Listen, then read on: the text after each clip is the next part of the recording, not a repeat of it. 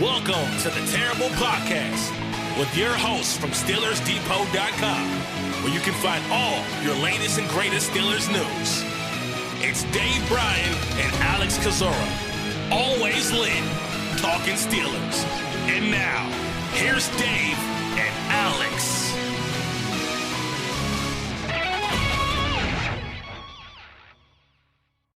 Welcome to the Terrible Podcast, Season 12, Episode 97. He's Dave Bryan. I'm Alex Kozora, SteelersDepot.com. Thanks for being back with us here on this Monday. Dave, the 2022 NFL Combine is in the books, free agency on the horizon, so a lot to talk about in today's show.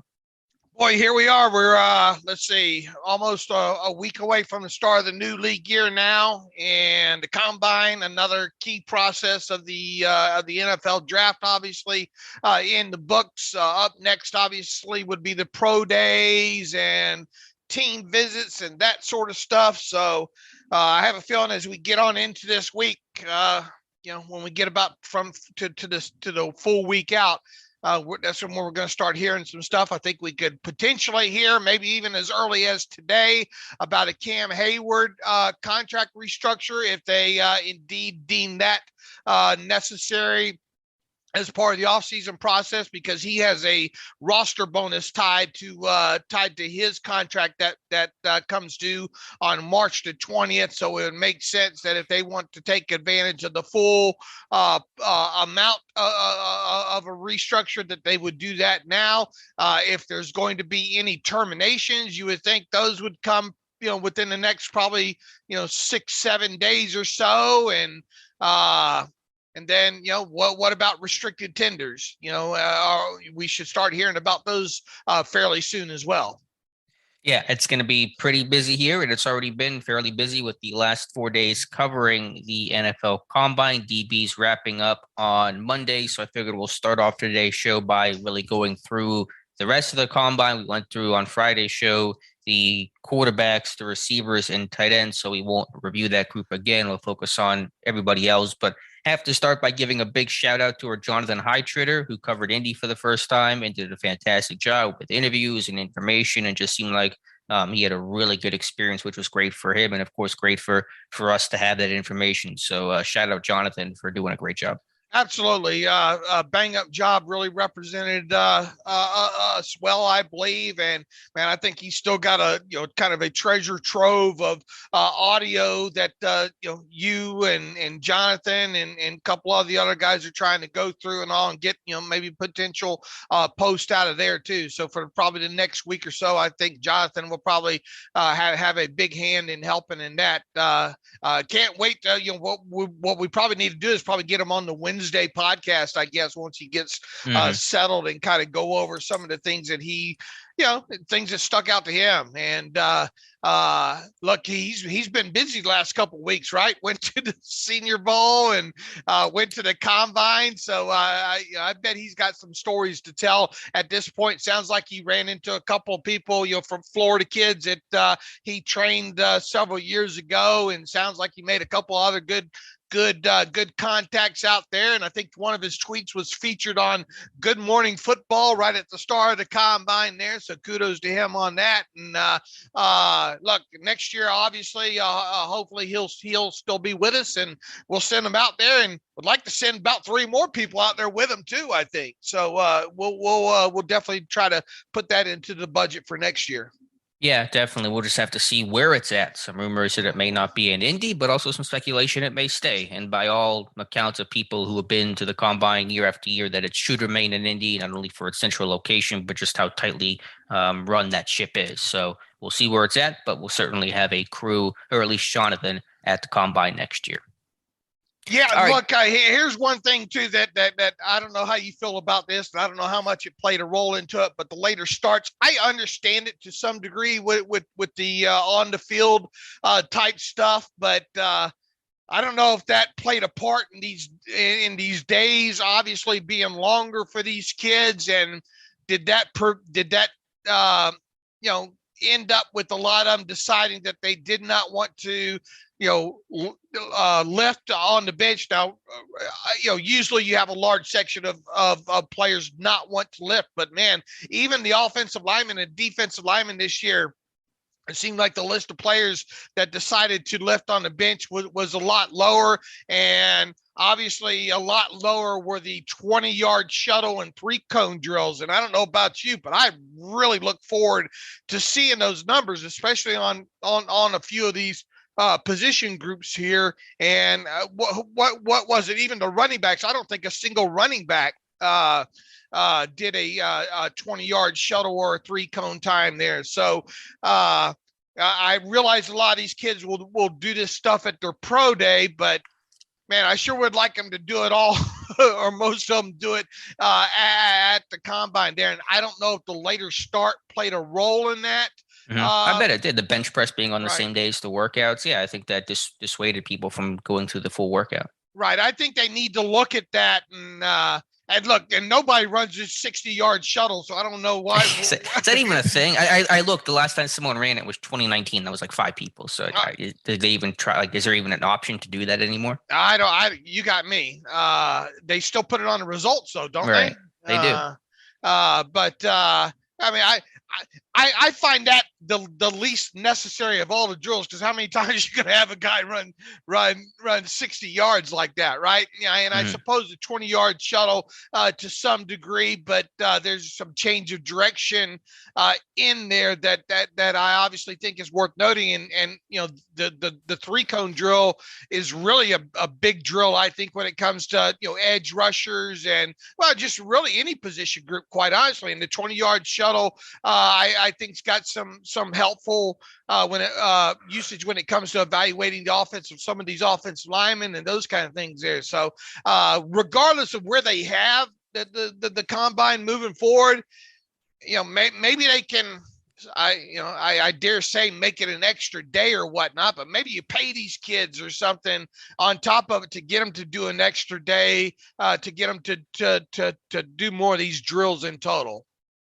Yeah, we'll see. But the one drill that everyone or most people did was run the 40. And my overall takeaway from this combine was how fast this combine was, the fastest combine ever. And I had the tweet yesterday of the number of players over the last 5 years who ran sub 4.4. And you can find all this on Steelers Depot in our results tracker. It's completely filled out, but I'll go through it year by year. Players running 4.39 or better. 2017, 7 of them. 2018, 12. 2019, 13. 2020, 12.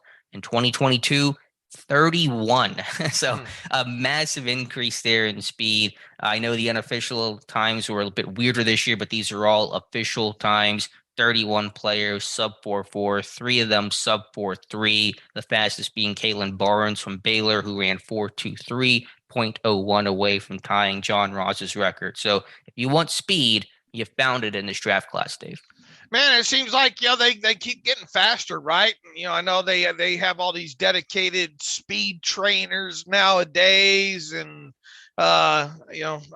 obviously Indianapolis is considered kind of a fast track on top of it there. Maybe the air conditioner was blowing just right in the right direction and all like that. But not overly surprised overall, because look, I mean, these kids have been getting leaner and faster and stronger, over the years there. But an increase this much is unexpected. Okay, well then maybe there's something to do with the timing situation or the track or I don't know. But there were, I guess, totality wise, this wound up being a little bit faster group of at the combine this year than maybe what I expected. But as Mike Mayock used to always say, fast players run fast, right? Right, and there's just a bunch of them, a lot more than usual. So I'm curious what the number will look like next year. Hopefully it stays at Indy, so everything stays relative. But yeah, 31 players, sub 4.4. Pittsburgh looking for speed. They're going to find it in this class along with the rest of the league. So let's start here, Dave. Kind of go through it. Go ahead. Do you think less? I will say this: the numbers of underclassmen are starting to decline a little bit, and I think that's kind of the goal of the NFL in general. Because because look, all these kids come out, and none of them get drafted, and they end up wrecking themselves that way for the most part. Do you think any of that has to do with maybe some underclassmen as far as percentages of faster guys? Anything to do with maybe underclassmen not coming, that number decreasing some? I'm not sure. I trying to find the correlation. More dedication for the guys who are, I don't know. I'm just trying to wrap my brain around everything in total here. But I mean, there obviously is a decrease in amount of kids that are declaring, not by a bunch, but it is. How many declared this year? And how much different was it compared to the last year or two? Because usually around like 90 guys, underclassmen, roughly. Yeah, it was a lower number. I don't have it in front of me, Alex. I'll have to look on. Okay. I obviously have that on Steelers Depot and can dig that up there because we get that list every year. But let me see. Special. Look for it. I mean, the last couple of years have been weird with COVID. And you've gotten the super seniors and some guys deciding to go back. So I'm not sure how much that impacted potentially the number of overall underclassmen, because you've had this weird extra eligibility situation that was, unique to the pandemic era.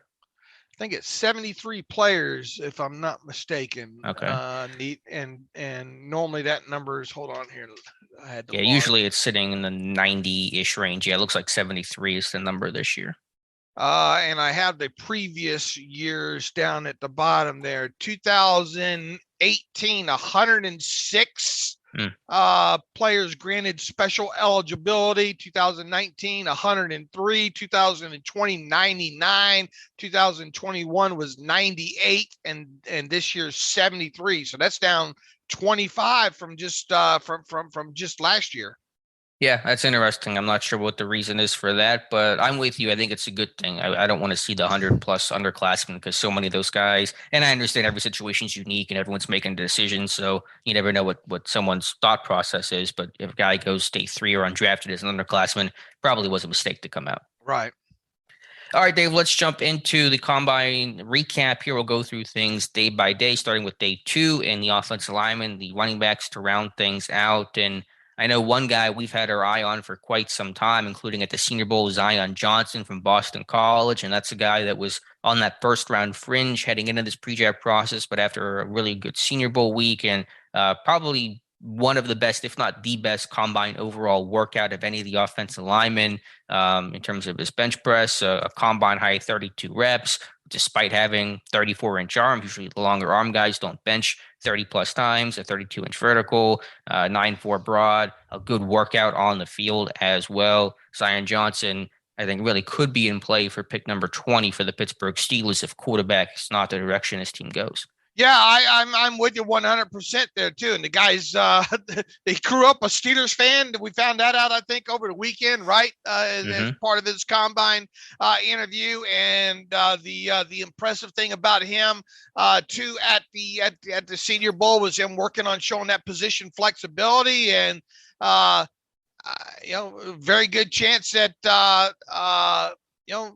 he can get looks at both guard and center at the NFL level if need be. And, a little short overall than what you would like, but he makes up with it, I think, with some 34-inch arms and some big lobster crackers at 10 and 5/8 inch. Nice wingspan, if it's indeed correct, at 80, at what was it, 82 and 3/8 there. So, a little bit shorter. Normally you like those guards, I think, at 6'4" or taller if indeed possible. Obviously not as short as Kendrick Green, and obviously has the arm length to go along with that as well too. So, and there, to me, just listening to him up on the podium, and then learning what we were able to learn about him down in Mobile at the Senior Bowl, seems like a pretty strong character guy. And rolling it back to the Steelers there, the Steelers talk all the time about players that they like, and it's hard to imagine them not liking Zion Johnson. And when you also look at how Generally, guards and centers get pushed down in the first round of this draft. I think there's a very good chance Zion Johnson could be on the board for the Steelers at 20 overall. And if they don't go quarterback, that could be your guy right there. It could be. And according to Zion at the Combine, he hadn't yet had a formal meeting with the team, but met with the Steelers 5 times in total during the Senior Bowl week. We don't know exactly the layout of those 5 meetings, but obviously a lot of conversations to be had there. So I'm guessing Pittsburgh didn't feel the need to have another formal meeting with Johnson at the Combine. Yeah, I mean, he doesn't have the greatest height, but the length is really, really good for his height, and his wingspan is solid as well, kind of a big barrel-chested type of dude. And so I think he'll certainly be there at 20. It's a matter of, is 20 too early? That was kind of the question that people have had throughout this pre-draft process, but based on what he's done so far, I think he's certainly worth the pick at 20, and Pittsburgh would probably play him at guard. When you look at the short shuttle time with him, 4.46, wasn't there somebody tossing a stat around over the weekend about offensive linemen and short shuttle times under a certain amount? And do you have that list in front of you? I forgot to save that tweet there, but it was a quite interesting tweet there, and it's a lot of good names on that included in that tweet as well too. And I think Zion Johnson qualifies, is under that threshold number that was mentioned. He is, yeah. That comes from Josh Norris. So I'm not even sure where he's at anymore. He used to be at Roto World or whatever they're calling it these days. I think he's Underdog Fantasy. But yeah, the 4.47 or better short shuttle for offensive lineman has a really good correlation to NFL success. It's been heading into this year 24 players who have had a 4.47 or better short shuttle, and some of those names are Nate Solder, Anthony Costanzo, Andre Dillard, Eric Fisher, Jake Matthews, Joel Petonio, Ali Marpet, James Daniel. I'm just kind of reading some of the list here. Jason Kelsey. There are a couple of guys, obviously, that haven't had success. David Quisenberry and guys like that. But overall, there's a pretty strong correlation between a good short shuttle and overall NFL success. Yeah. What did his RAS score end up being? Is that the new? That's the new spark, isn't it? It is. It has to be, I think. And I'm going to probably try to have some fun in some articles with some RAS scores and the historical relation to that here, in the next several weeks now that we're past the Combine. Yeah, 955 RAS score according to Kentley Platt. That's 54th out of over 1,100 guards since 1987. So a top tier RAS score. The only thing he really got hurt in was the height, the lack of height there, which brought his score down a little bit. But the actual testing was off the charts elite. All right. So, yeah, I'm with you. That's a guy that if you're not going to mock this team, a quarterback in the first round, and I suppose you can make arguments of mocking a top wide receiver to them in the first round. I'm not convinced a tackle that, one of the top tackle, I think, 2 or 3 tackles might be off the board by then. So Zion makes a lot of sense for this team. And if they did draft him, they could obviously put him at, I think he predominantly played, I think, left guard at Boston College, didn't he? Right. He moved around quite a bit, but predominantly played left guard. So you'd put him at left guard, move Kevin Dotson back over to his natural position at right guard there, and then we'll see what happens at center. And I don't know about you, but I have a feeling that the Steelers are going to continue to try to see what they have with Kendrick Green at center moving forward. Yeah, that's kind of the way I'm leading right now. But speaking of centers, let's talk about Tyler Linderbaum from Iowa, regarded as the top center in this year's class and a first-round pick. He did not work out at the Combine because of a foot sprain that's plagued him throughout this whole draft process. But the big number on him, the short arms, and I'll let you make your T-Rex joke here coming up here, Dave. Let me get the arm length officially on Tyler Linderbaum, 31 1/8. And it's a little bit like Kenny Pickett, where how much do you care about it in the tape versus the measurables, but it is a historically low outlier, one of the shortest arms that's been recorded. Obviously, his tape's impressive, and you don't want to dismiss a guy just because of one arm length number, but if you're looking for overall size and length, you will not find it with Tyler Linderbaum. Showed up at 296. Poor kid can't eat, can he? Well, he's holding the weight. Someone's feeding him. Can't get the fork to his mouth. Look, like to have fun with that, obviously, with the short arms. Looking at his tape, though, now here's the thing. Props to who did the evaluation on him? Tom Mead, I think, wasn't it?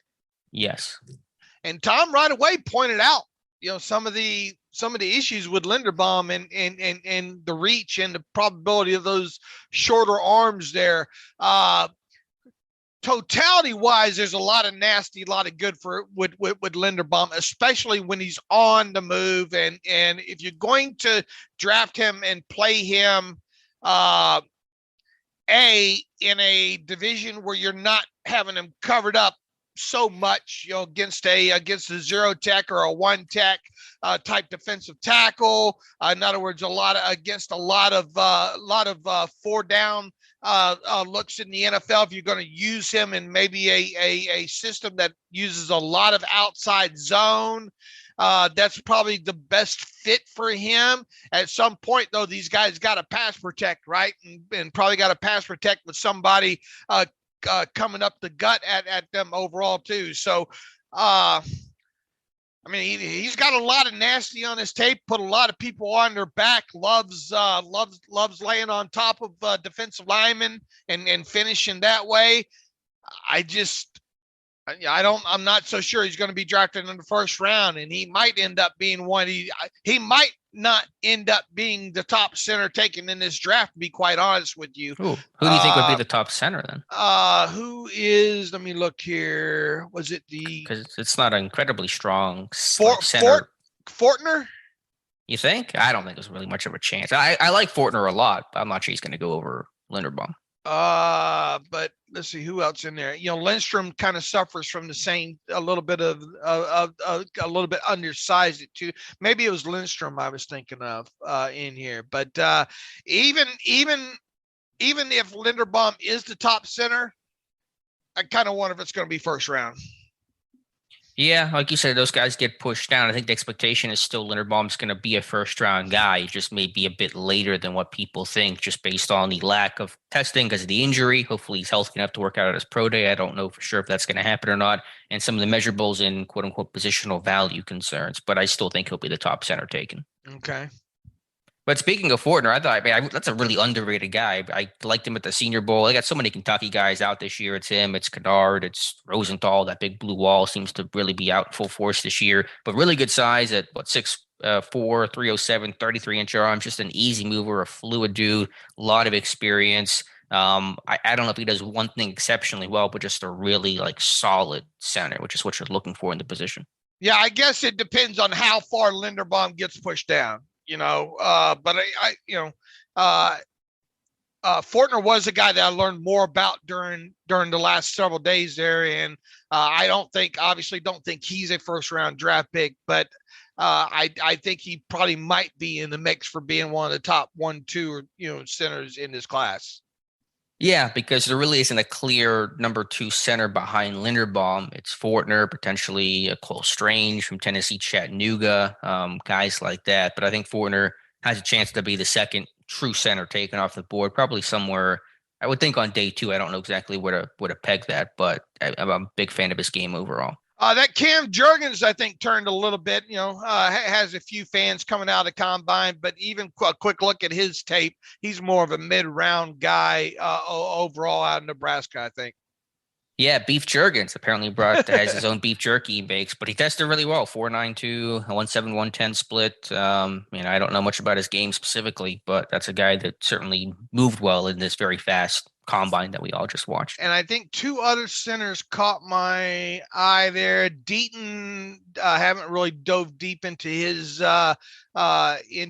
tape whatsoever, but I think he put up an extremely nice short shuttle run in there out of Texas Tech. Nice from a measurable standpoint, but he does have a little, 32 and 7/8 arms, I guess, and it awful there with him. And the other one I think was who was it? Donovan West out of Arizona State. But overall, top to bottom, class wise, when it comes to positions, center is definitely lacking in this class.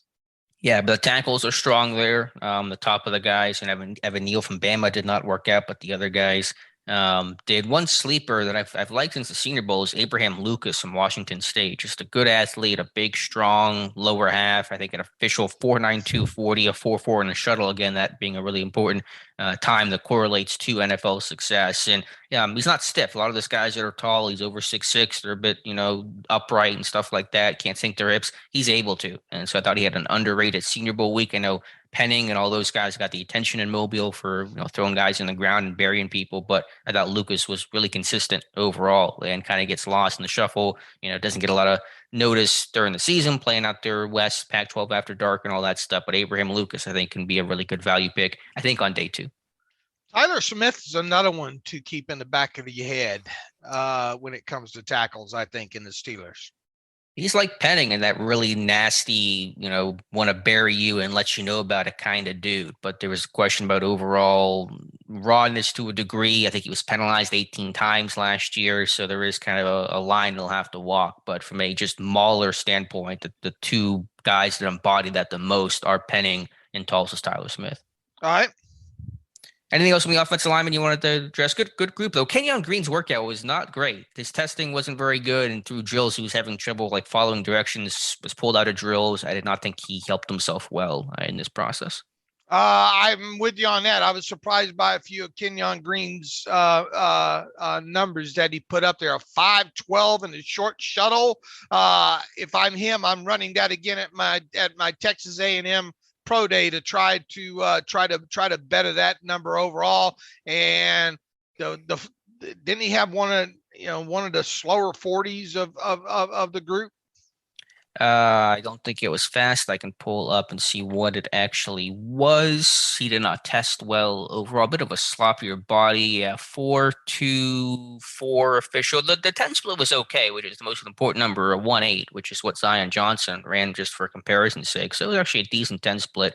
But just overall, like I said, in that one redirect kick slide drill, he screwed it up twice. Went the wrong way once, I think, or forgot to redirect, and I think slipped the second time. So just some balance issues. I think his body type doesn't carry that weight as well as, say, Zion Johnson. So it is just the combine, and the tape and the body of the work is still most important. But Green, compared to Johnson, when Johnson had a really good week, I think it's going to hurt him a little bit. Anybody else stick out to you, Wise? And do you feel this class is more? Do you think it's kind of balanced throughout, or do you find it kind of being top heavy? Tackle's better than interior guys. I think there's a couple of quality interior guys, and the depth kind of dissipates pretty quickly. I think tackle presents good depth overall into day 2. Now, there'll be a pretty good run on tackles because once teams realize there's only a couple left, they're going to take them in short order. So it's not like you're going to find a day 3 tackle, probably the way that you could with Dan Moore last year. But I would say tackle's better than interior, guards and centers. Is it Neal, Cross, and then the small schools kid Penning? Penning. Yeah. Well, there's Ekwonu from NC State. It could be the top pick. Yeah. But that's essentially kind of the way the first round's shaping up to be in terms of the first tackles off the board. Now, do you have Ekwonu as more of a guard or a tackle, or does it matter? Well, I think it matters, but I think he's a tackle. I think he showed the feet and the athleticism, and he's not incredibly tall, but has great length. Or 34-inch arms is more than enough. So I think especially if you're going to draft him, top 5, potentially number 1 overall to Jacksonville, that's going to be a left tackle. Okay, so those you would consider the top maybe 4 tackles in? Yeah, loosely speaking, I think that's generally been the consensus overall in terms of the top 4. The question really is going to be the order, especially specifically Neal versus Ekwonu at the top. Any other type? Do you think the Steelers are going to draft a tackle in this draft? I feel strongly that they're going to at least draft a guard. I think we'll learn more in free agency whether or not they're going to draft a tackle or not. Yeah, it really comes down to what they do or don't do in free agency. If they sign a high-priced guard in free agency, then they're probably not going to draft one in the draft, or at least not until later on. So I think they're going to get a guard at some point, either through free agency or through the draft. I just have to wait and see. I really can't give a great answer to that. All right. All right. Overall, Cordell Volson was a guy that's probably going to be a later round pick that we got to see out here in Vegas at the Shrine game. That I think Josh Carney was pretty high on him out here as a potential later round guy if you needed a guard tackle type. He's got a lot of size, but a lot of people seem to think that he might have to kick inside at the NFL level. But he did at least. I mean, especially when you look at some of his short shuttle. I mean, it looked like he moved pretty good in drills, at least to me during the combine process there. So when you look at the overall tackles in his class, if you got down past, I think past the fourth round and needed one, I think a guy like Volson could fit.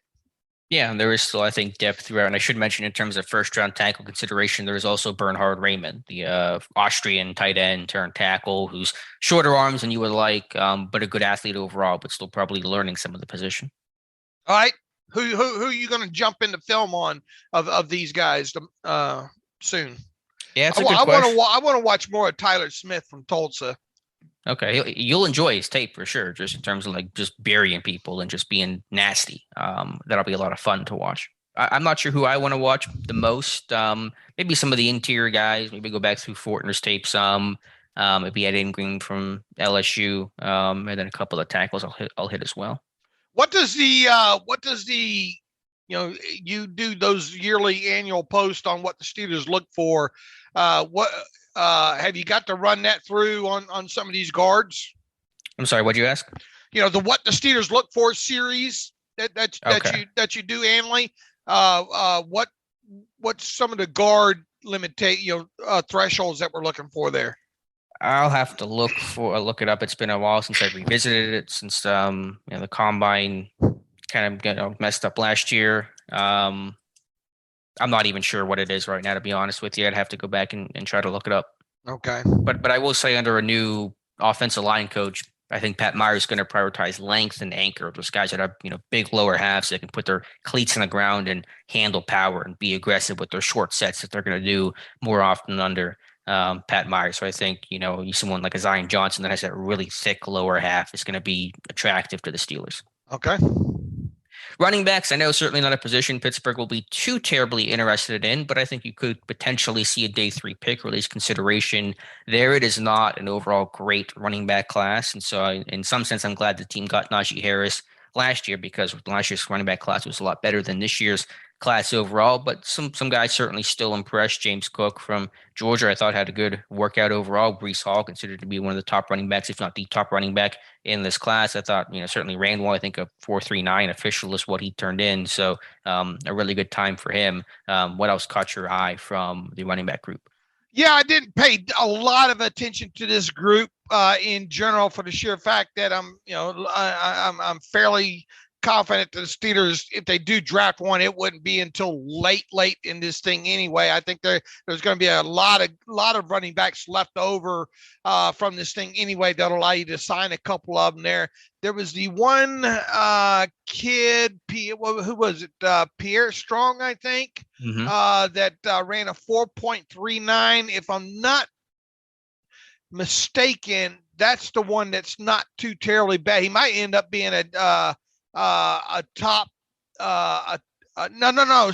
Is it Sincere McCormick? I'm trying to remember which one it was that was such a good pass protector there at the Shrine game. I think it was Pierre Strong was the one overall there, but he's a guy that's going to be around later in this draft. Probably not, and every down back, but a kid that can catch the football out of the field and pop up some explosive plays as well too. So if the Steelers are indeed looking maybe to add a guy late in the draft, I would think it would be one that could catch the football and one that hopefully can stay on the field on third downs in some situations, just to give a guy like Najee Harris, a breather every now and again and be able to pass protect. Strong is interesting. One of the most explosive guys at the FCS and ran a 4.37 official, 36-inch vert, 10-4 broad. So you're seeing straight line speed, seeing explosion at a good size, 5'11", 207. It's a big running back class, which is what Pittsburgh usually gravitates towards guys that are 200 plus pounds. You don't really have a lot of the 185-pound scat backs in this class. And so it is just a big group of guys in general. But yeah, day three consideration. Pittsburgh really dips into the small school like that, especially at running back. I think running back is like almost always power five and guys that had a lot of productivity, but Strong should get good play on day three, just in overall draft circles. Yeah, here's what I have in my notes. Watch out for Pierre Strong. And then bet that Strong is one of the top 5 pass pro running backs at the combine this year as well, too. Explosive runs off the chart you want to talk about a guy that go look at the long list, even if you just look at ESPN by game. With Pierre Strong, and in their by game stats, they list the longest run that the guy had, in that game. He's got a lot of them that were 20 yards or over. I think I stopped counting when I hit like 30, 35 or something around that, something crazy like that. Now, obviously he was a small school kid, but I mean, explosive runs are explosive runs, sure, man, when it comes to that. And, yeah, he was the one that I was thinking of in my notes that probably top 5 pass pro running back at the combine this year. So, once again, will the Steelers take a running back late in this year's draft? It feels like a huge luxury right now after spending a first-round draft pick on a kid, and who knows what they might be able to get, in free agency there. But if they did decide to go that route, and obviously not saying they will, Pierre Strong, and I don't think he's going to sneak up on anybody either, because I think Pierre Strong has everybody's attention, especially after the combine. Yeah, absolutely. It's always good to see those small school guys dominate their level of competition. That's always important. And then B, show up well at places like the combine. That I think is really important. Overall. Yeah, remember that name, because much like the Memphis kid that wound up in Dallas over there, still ended up getting a lot of carries and breaks those explosive runs. What's his name over in Dallas? Tony Pollard. Yeah, Tony, definitely, and that's a guy that it's hard to keep him off the field, right? Right. Yeah, he's eating into Zeke's carries. Yeah, there's no Memphis running back this year. They were producing a ton of them. They had Gibson, Antonio Gibson in Washington, and Pollard in Dallas, but I don't think it was a Memphis running back this year. Yeah, so remember the name Pierre Strong. But I guess there is Calvin Austin, so that kind of works as they're fun Memphis dude. One guy I want to learn more about, and I haven't really seen anything of him in terms of me watching the film, but Hassan Haskins from Michigan. He didn't work out in terms of running, but he's got the size. Pittsburgh looks for it, nearly 6'2", 228. I believe he played linebacker at Michigan initially and then flipped over to running back. He's big, he's physical. On special teams, I saw a cut up from, I think it might have been either Frank Duffy or Ben Fennell, that posted a cut of kind of those special team scraps that he got into. And so you think about a size, toughness, productivity, competition kind of chart. I think he kind of checks all those boxes. Any chance the Steelers, and this kid might go undrafted, or at least maybe because the school he played in is going to, give him enough pedigree to go late? What's your thoughts on Brian Robinson out of Alabama? He had to wait around a long time to finally get carries at Alabama there, but he's that big kind of back that the Steelers normally look for. Any chance that he could will he be drafted within the first 5 rounds? Yeah, he's believed to be a day 2 kind of guy, probably in that maybe second tier behind maybe a Breece Hall or Kenneth Walker, but he should be drafted before day 2 is done. Yeah, I wish some of these kids would have done at least the 20-yard shuttle. All those running backs just decided to take it to the house, I think. Yeah, well, like I said, I think the combine structure didn't lend itself to encourage these guys to do that. They know they have their pro day that they can work out and check that box then. And the best running back in this year's draft is Breece Hall. Yeah, I think Breece Hall is considered. I don't know if there's a number one true consensus. I think it might be a bit of a different flavor, but I think Hall is generally regarded, and he had a really good workout, a 4.39 40, 40-inch vertical, 10.6 broad at 217 pounds. That'll do. I don't think you're going to see any first-round running backs this year, though. Yeah, I don't. Maybe late in the first round, kind of like where a Clyde Edwards-Helaire, we went with 32nd overall one year, but I don't think you're going to see. At least I would not be surprised in the least if no running back went in the top 32. All right. Probably not something the Steelers are going to address unless they pick up an extra pick or so along the way here. Yeah, I still wouldn't be mad about a day three, one of those 2 7th round selections. Letty Brown from West Virginia. I mean, I like his tape. He didn't run good. He didn't run well, I should say. But I think he's got good hands and can be a third down pass protector. All right. All right, Dave, day three, flipping over to the defense with the front seven, the defensive linemen, the edge rushers, and the off-ball linebackers. And you have to talk about Jordan Davis when you start talking about this group, and just one of the most unbelievable workouts we've ever seen. A perfect 10 RAS score according to Kent Lee Platt. That's at MathBomb, but 4.78 40, 10.2, I think, broad, 10.3. Yeah. 10.3, 32-inch vertical at 340 pounds at 6'6". Talk about big man moving. There's never been a big man moving the way Jordan Davis was moving. And just to put it in perspective, in the RAS score history, the best RAS score ever is Calvin Johnson. In second place now sits Jordan Davis. So if you're in that same conversation as Calvin Johnson, for anyone is incredible. For a 340-pound nose tackle to be right below Calvin, Megatron, is just a thought I didn't even know I had until now. Man, when you talk about can you is that just underwear Olympic stuff, or is that stuff show up on tape? There's a couple of clips floating around with him going sideline to sideline, and one of them is tracking down a quarterback, going sideline to sideline as well too. There you can see that burst. So that's real, man. I mean, it's just not sterile environment of the combine kind of stuff. That guy can move on tape sideline to sideline on top of it there. And the rest of the stuff, as far as the play goes now, correct me if I'm wrong. I think he said the combine too, mostly was a zero tech and a one at Georgia, because they obviously play that, three-man front most of the time there, much like the Steelers in base type situations. But I don't think he had to come out. I think they stayed in 3 down quite a bit, didn't they? Even in down a distance, longer down a distance type situations. I guess overall what I'm getting at is, man, when you look at his size overall, you think, man, that guy would even fit measurable wise is what the Steelers look for as a 4-eye or a 5 tech, because he's got that length on him. To have a guy that long with that kind of weight on top of it, 341 pounds. I mean, just a monster that he's able to move the way he is. I mean, you want to talk about kind of, Planet Theory guys, and there's one Planet Theory guy we'll be talking about later on today, but he fits in that mold. I guess what I'm getting at too is, how many snaps have you seen him lined up more as a 4-eye or outside of that?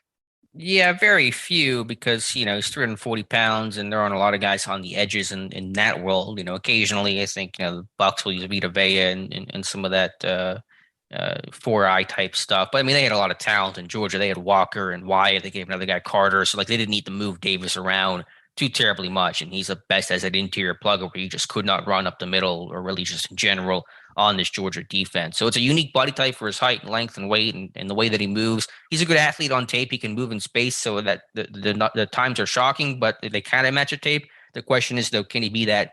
Do the times really indicate a substantial pass rusher? And that's going to be a question about overall hand use and leverage and stuff like that, and things that you don't see on a 40 time, but go into the cake of, can you become a good pass rusher? It's more than just being a good athlete overall. And that's true of anyone, but even for a guy like Jordan Davis. Well, he seems like he does it all well to me.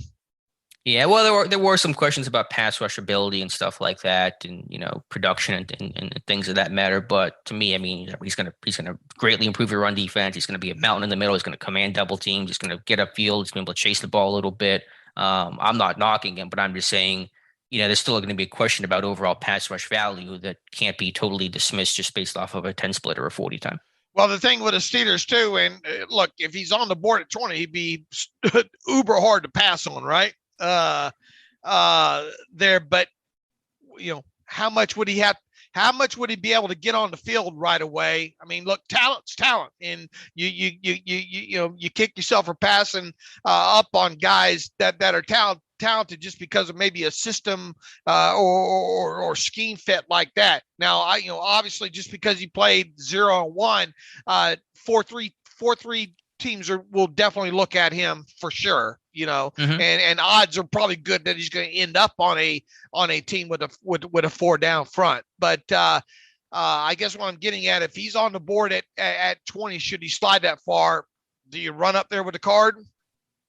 It just depends on who else is there in the situation. It's hard to answer those things in a vacuum, but I would not be upset. I'm not sure if he's my number one guy. There is going to be some question about how many snaps can you play, but you're going to get really quality snaps. And I've seen some really good discussion about, if you have a Jordan Davis, can you play more too high because he's commanding, 2 offensive linemen every single play. And so it allows you to play a lighter box. And in this too high world the NFL is moving towards, that can be even more valuable. So there are some questions and debates to be had, but he's a really good player, and I'm never going to be mad about drafting a really good player in the first round. How do you think his limitations, maybe as a sub-package pass rusher, are going to be enough to knock him down in the first round? It's the biggest question with him. It's probably the only question right now, that in just general, making sure he's able to maintain weight, because he played in the 360s this year and he's down to 341 at the combine. But is he doing that just because it's the combine, and will it go back up whenever the season starts to begin? So those are really the only 2 questions with him. I think he'll be a top 20-ish type of guy. I mean, didn't Christian Wilkins in Miami a couple years ago go pretty high? So I think he'll be certainly a first rounder. I just don't know exactly where in that first round. Do you think the Steelers will draft a true plugger, a true, more, look, the thing about it now is, can you do more than just be a plugging nose tackle against a run on 2 downs, Right. But in the Steelers defense, they need to do a better job up the middle with their, with their nose tackle. Now, look, you hope that you're going to have Tyson Alualu back and stay healthy and him man that role for most of the season. But what do you have? God forbid if he goes down again, what do you have behind him there? I don't expect this team, unless a guy like Jordan Davis was to fall into their lap, maybe at 20. Once again, as you said, depends on who's on the board of that situation there. I think odds are good that they won't, that Jordan Davis won't be a Pittsburgh Steeler in several weeks from now. So I guess the next question is at what point should they address that position, and at what point should they, and who best fits that, that need? Yeah, well, I think he fits. It's not to have a cop out here, but what happens with Montravius Adams? Does he get re-signed? What happens with Stephon Tuitt? Is he going to return? So I think there's a lot of questions that will be answered by draft time that aren't answered currently. And I've been of the mindset, though, that it's less about needing to add talent from the outside, but it's about getting guys healthier, developing young guys, and re-signing and retaining your own. So I'm in the less urgent camp of adding a defensive lineman, but Pittsburgh seemed to interview a lot of those guys. So maybe they think that there's a bigger need there than I do.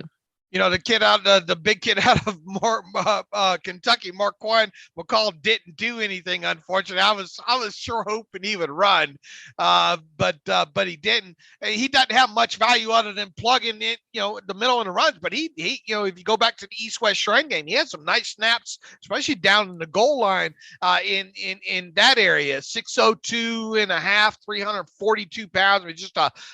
I mean, just kind of a throwback Casey Hampton type, if you will, big hands, 11-inch and all like that.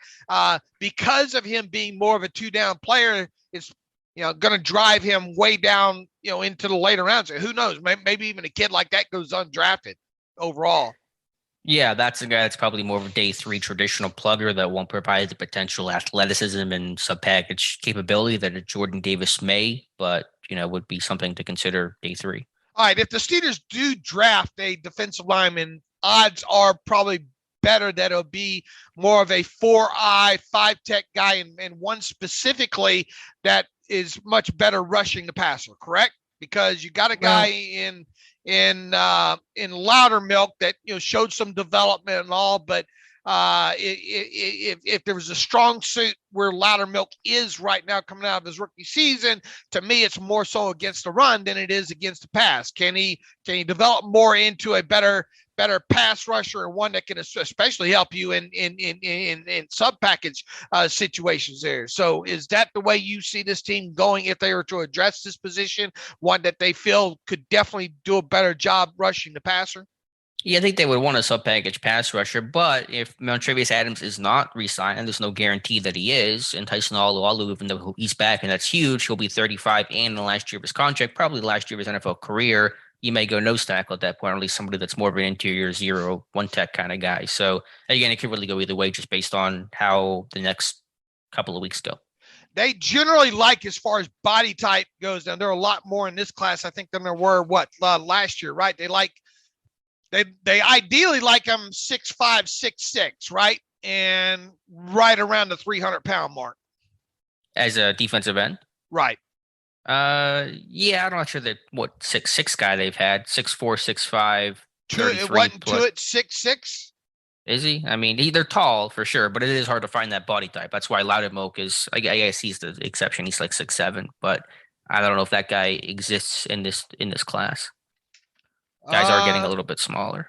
Yeah, but I think there's more, at least in them. I'm trying to look real quick what Tuitt was combine. Yeah, I think he was like 6'5", I want to say. I mean, definitely tall. Like Hayward is 6'4", 6'5", and Loudermilk 6'7". So like they're big guys for sure.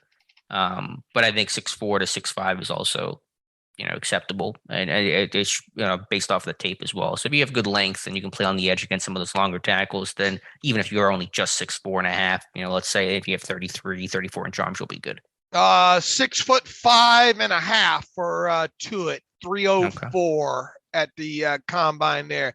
How many guys? Minimum 6'4" on the height for some of these guys. So that's going to rule some of these guys out right away, I would think.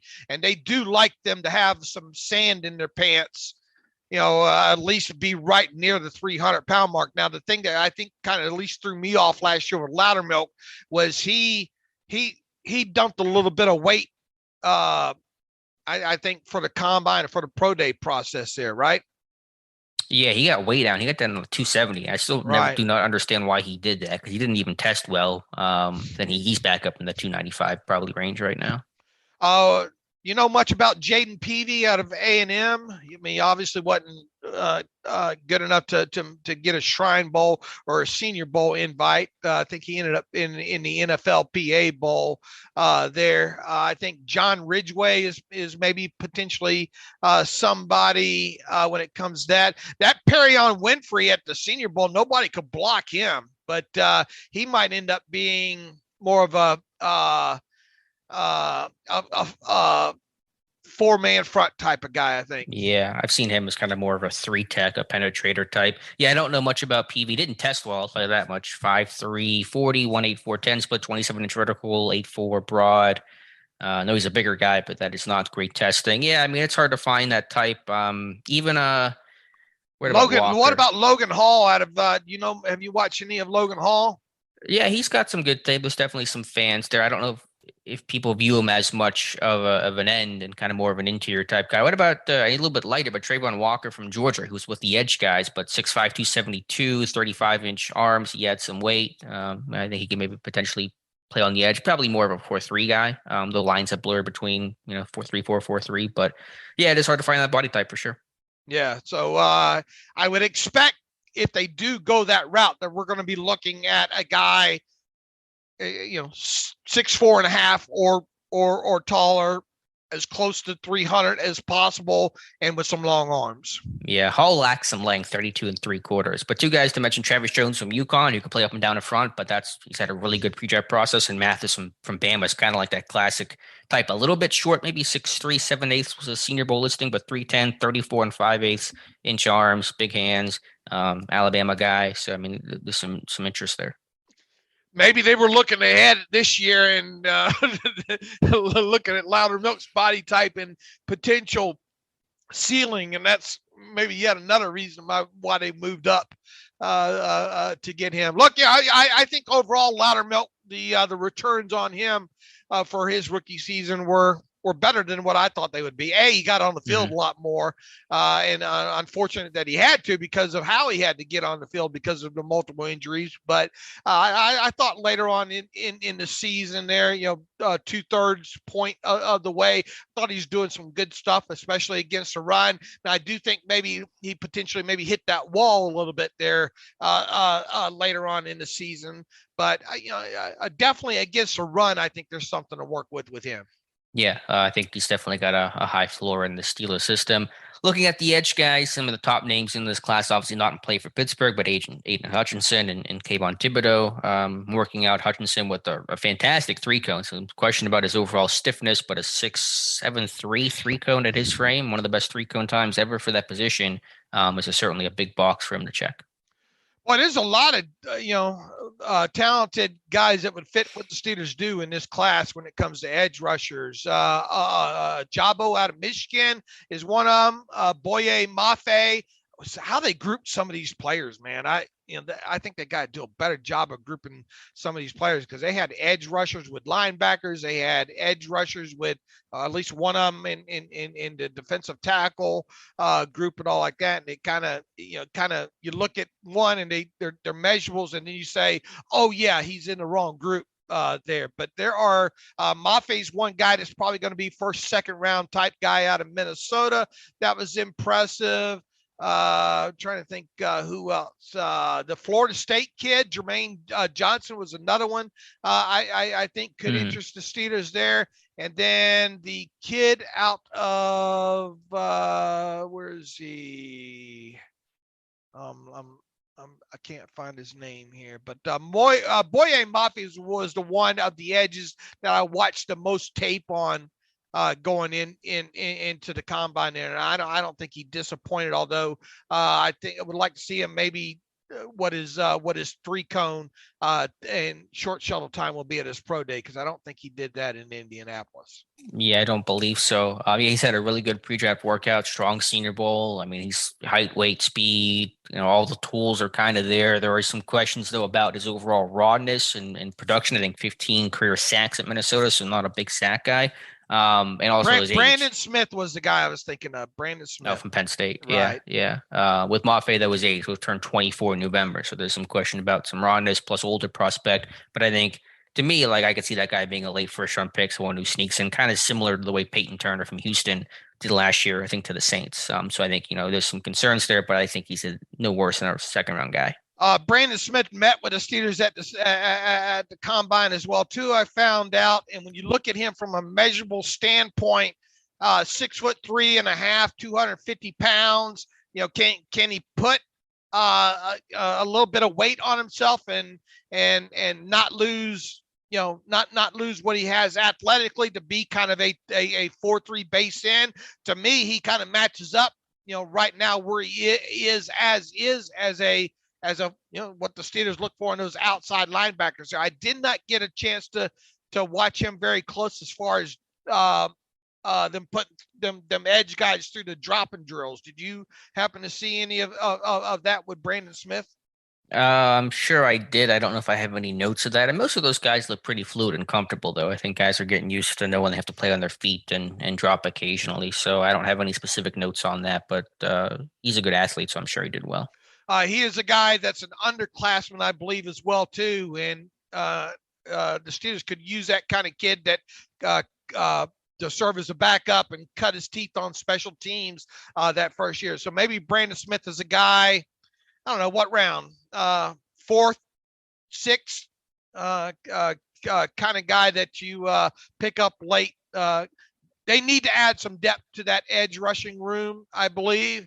And we'll see how they go about doing it this offseason. I just marvel at the guys that James Franklin's able to recruit and bring in, just the freakiest athletes in the world. Every year he's finding just a couple of guys. Last year was Owe and Parsons, Saquon Barkley when he came out, just freaks of nature. And Brandon Smith isn't quite in that tier, but still around 4.52, 37.5-inch vert at 250 at 6'4" is pretty off the charts. And I guess the other kid out of Penn State too fits, right? Arnold, say his Yeah, I last don't know name. if I say his last name. Ebiketie, I think. I don't know Ebiketie. Right. Yeah, he was even, I think, freakier. 38 in the vert, 10-8 in the broad. Didn't run, but 6'2", 250, and jumping out of the gym. I mean, every single year these Penn State guys are just ridiculous.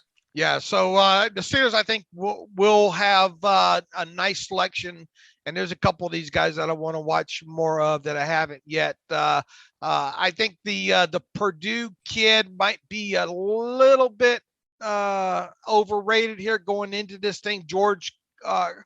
Karlaftis, yeah. Is he a true first round guy?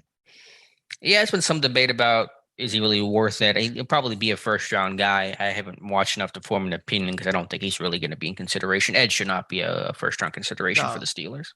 What about all the talk about the Thibodeau out of Oregon there and questioning that became a as the week went on, kind of more of a conversation about him that I really didn't see coming.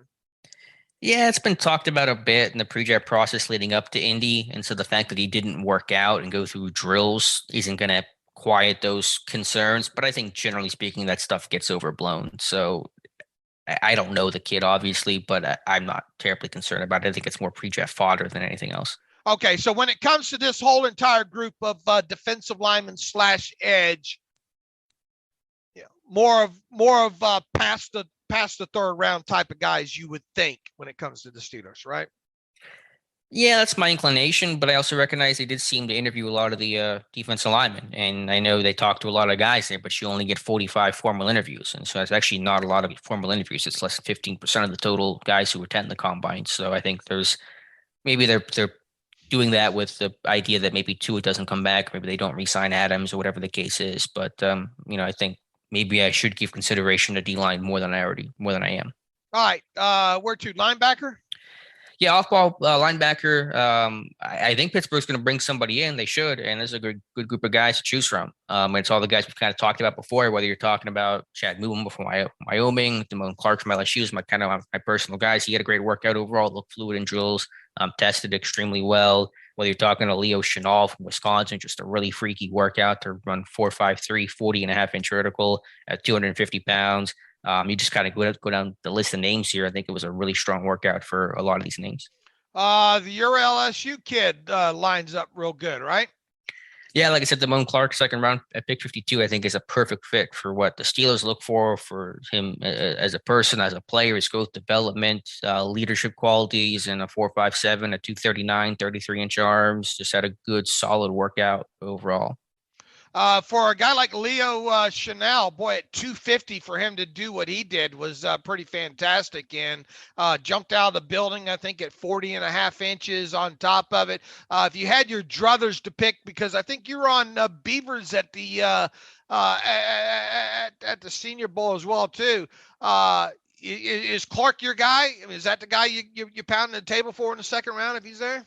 Yeah, I think so. I like Beavers. He's a big guy with just a big lower half. He's explosive, is able to kind of use the big thighs and calves that he has to drive off the football. He dropped weight, though, for the combine. He was in the 250 range at the Senior Bowl, got to 237 for the combine. He jumped well, 36.5 inches in the vert. Didn't run. You think usually you drop weight, you're going to run at that speed to be fast. But I don't know if I love his game, but I definitely like Clark's game, so that's kind of my guy. What about if Nakobe Dean is there at 20th overall? I know some people won't like him for the size because he's a pretty small dude, 5'11", 229, sub 32-inch arms, didn't work out at the combine. So I know people will get the whole Devin Bush 2.0 concerns with him. All right. But it's a good group. Devin Lloyd ran slow. I was surprised. He's an explosive guy on tape, like really athletic. He only ran 4.66. So that's one of those few times where guys play in his tape and his testing did not seem to match up. Yeah, 237 as well, too, a little lighter.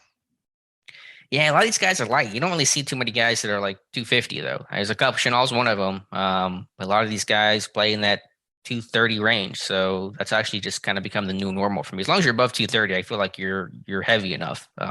So if you're in the 220s, it might be an issue. But one other name, Darian Butler from Arizona State. I don't know anything about him. He's super small, but really athletic, explosive dude. So I'm not sure where you fit him. Maybe be a special teams guy, but I like his workout. When you look at the LSU kid, Damon Clark, and you look at his 33-inch arms, that's attractive in and of itself, right there, especially for a guy that's 6'2.5". Yeah, I think he does everything well. I think he's a well-rounded skill set. Probably still some growth and development in this game because he's had a bit of a rocky LSU career, so he's still learning. It's a little bit of Buddy Johnson like in that regard, but I think the 1-2 is there. He's going to get better. He's already a pretty good player, and I think that 2021 season kind of really was his breakout campaign. What was his what did he weigh in at the Senior Bowl? Do you remember? Did he don't. Did he drop weight or No, no? it was probably similar. I don't think he had a big increase. It was probably just a couple of pounds, if any, difference there. It wasn't like Beavers who dropped a ton of weight. Right. And there was the other kid out of what was it, Clemson? Sanders, a Cincinnati or kid? Cincinnati, yeah. But he ended up he's got something going on with him, I think sickness or something. Yeah, if you see a drop like that, it's usually because someone got sick. Apparently he got probably food poisoning or something. Yeah, 15 pounds. Wow. I mean, and he looked rare. He looked like a wide receiver out there. The way he had dropped all that weight there. So I don't think that was by design. Any of these kind of middle round inside linebackers worth jumping into the tape on? Well, Chenal, where's he going to go is a good question. He was kind of probably thought of more of a mid-round guy, and with the workout that he had, I mean, that's a guy that might go up quite a bit. I mean, I've talked about the Mumas and the Clarks, and those are probably more day two guys than I guess middle of the round type of players. I'm trying to scroll down through the list here. I don't know. The names I've talked about, I'm kind of circling that second, third round as kind of being the sweet spot for the off-ball linebackers. What kind of production did Chenal have?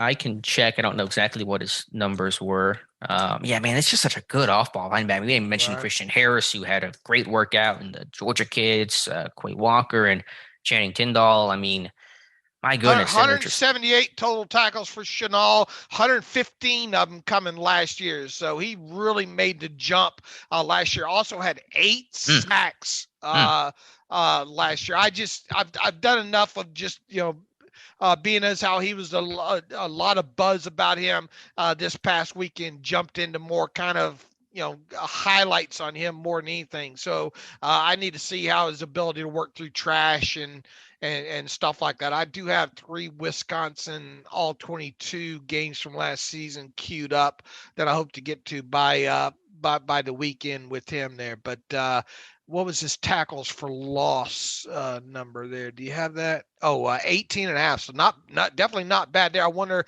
if those came against Power 5 or top 25 type schools or whatnot. That's something else he had 5.5 against Purdue, so that's a good bulk of them. And it looks like they almost all came against conference, competition. So he had 3 against Northwestern, 1 against Notre Dame, and only 21 years old. So underclassman, Sparky, like that's a Wisconsin kid, like that's a Pittsburgh Steeler right there, Dave. 25.5 tackles for loss. What did Devin Bush register during his college career? Probably not that many. Much. I remember that. I don't know what it was. One of the, let's see. That's the wrong Devin Bush there. Hold on. Yeah, it was weird. Like I pulled up the Arkansas DB. That's what we think of when we think of the Devin Bush. 18.5 tackles in his career. So basically what Chenal did last year, Bush did in his career. Okay. All right. I mean, that Bush was underclassmen. He only played like 2 years, but point taken. All right. I'll have to dive in a little bit deeper on some Chenal. I got enough all 22 on him. All right, Dave, let's go to what happened on Sunday with the secondary and the specialists. Cannot forget the specialists, but you want to talk corners, you want to talk planetary, and I think you want to talk one Tariq Woolen, I'm guessing, from UTSA, the Roadrunners. You got a good joke about that. A real life Roadrunner at that, right? I mean, and I knew nothing about this kid going into the combine there, and I think we have Owen going to jump on doing some breakdown on him. If I can find him on my sheet here real quick. But yeah, you look at his measurables and what he was able to do at his body type, just unbelievable. 6'4", 1'8", 205 pounds. Ran, I think they had him down as 4.26 official 40 time, and he jumped out of the building. Was that the best vertical of the week, 42 inches. I believe so. I don't think anyone jumped better than 42. 33 and 5/8 inch arms. Man, he has no problem if his back itches, for sure. He can get back there and get that as well. So that's a guy that going to be definitely fun to look at his tape. And you want to talk about, every year we talk about one or two guys that are Planet Theory type of guys. That's a Planet Theory type guy at 6'1" and 1/8. Yeah, freaky stuff. Have you watched any of them?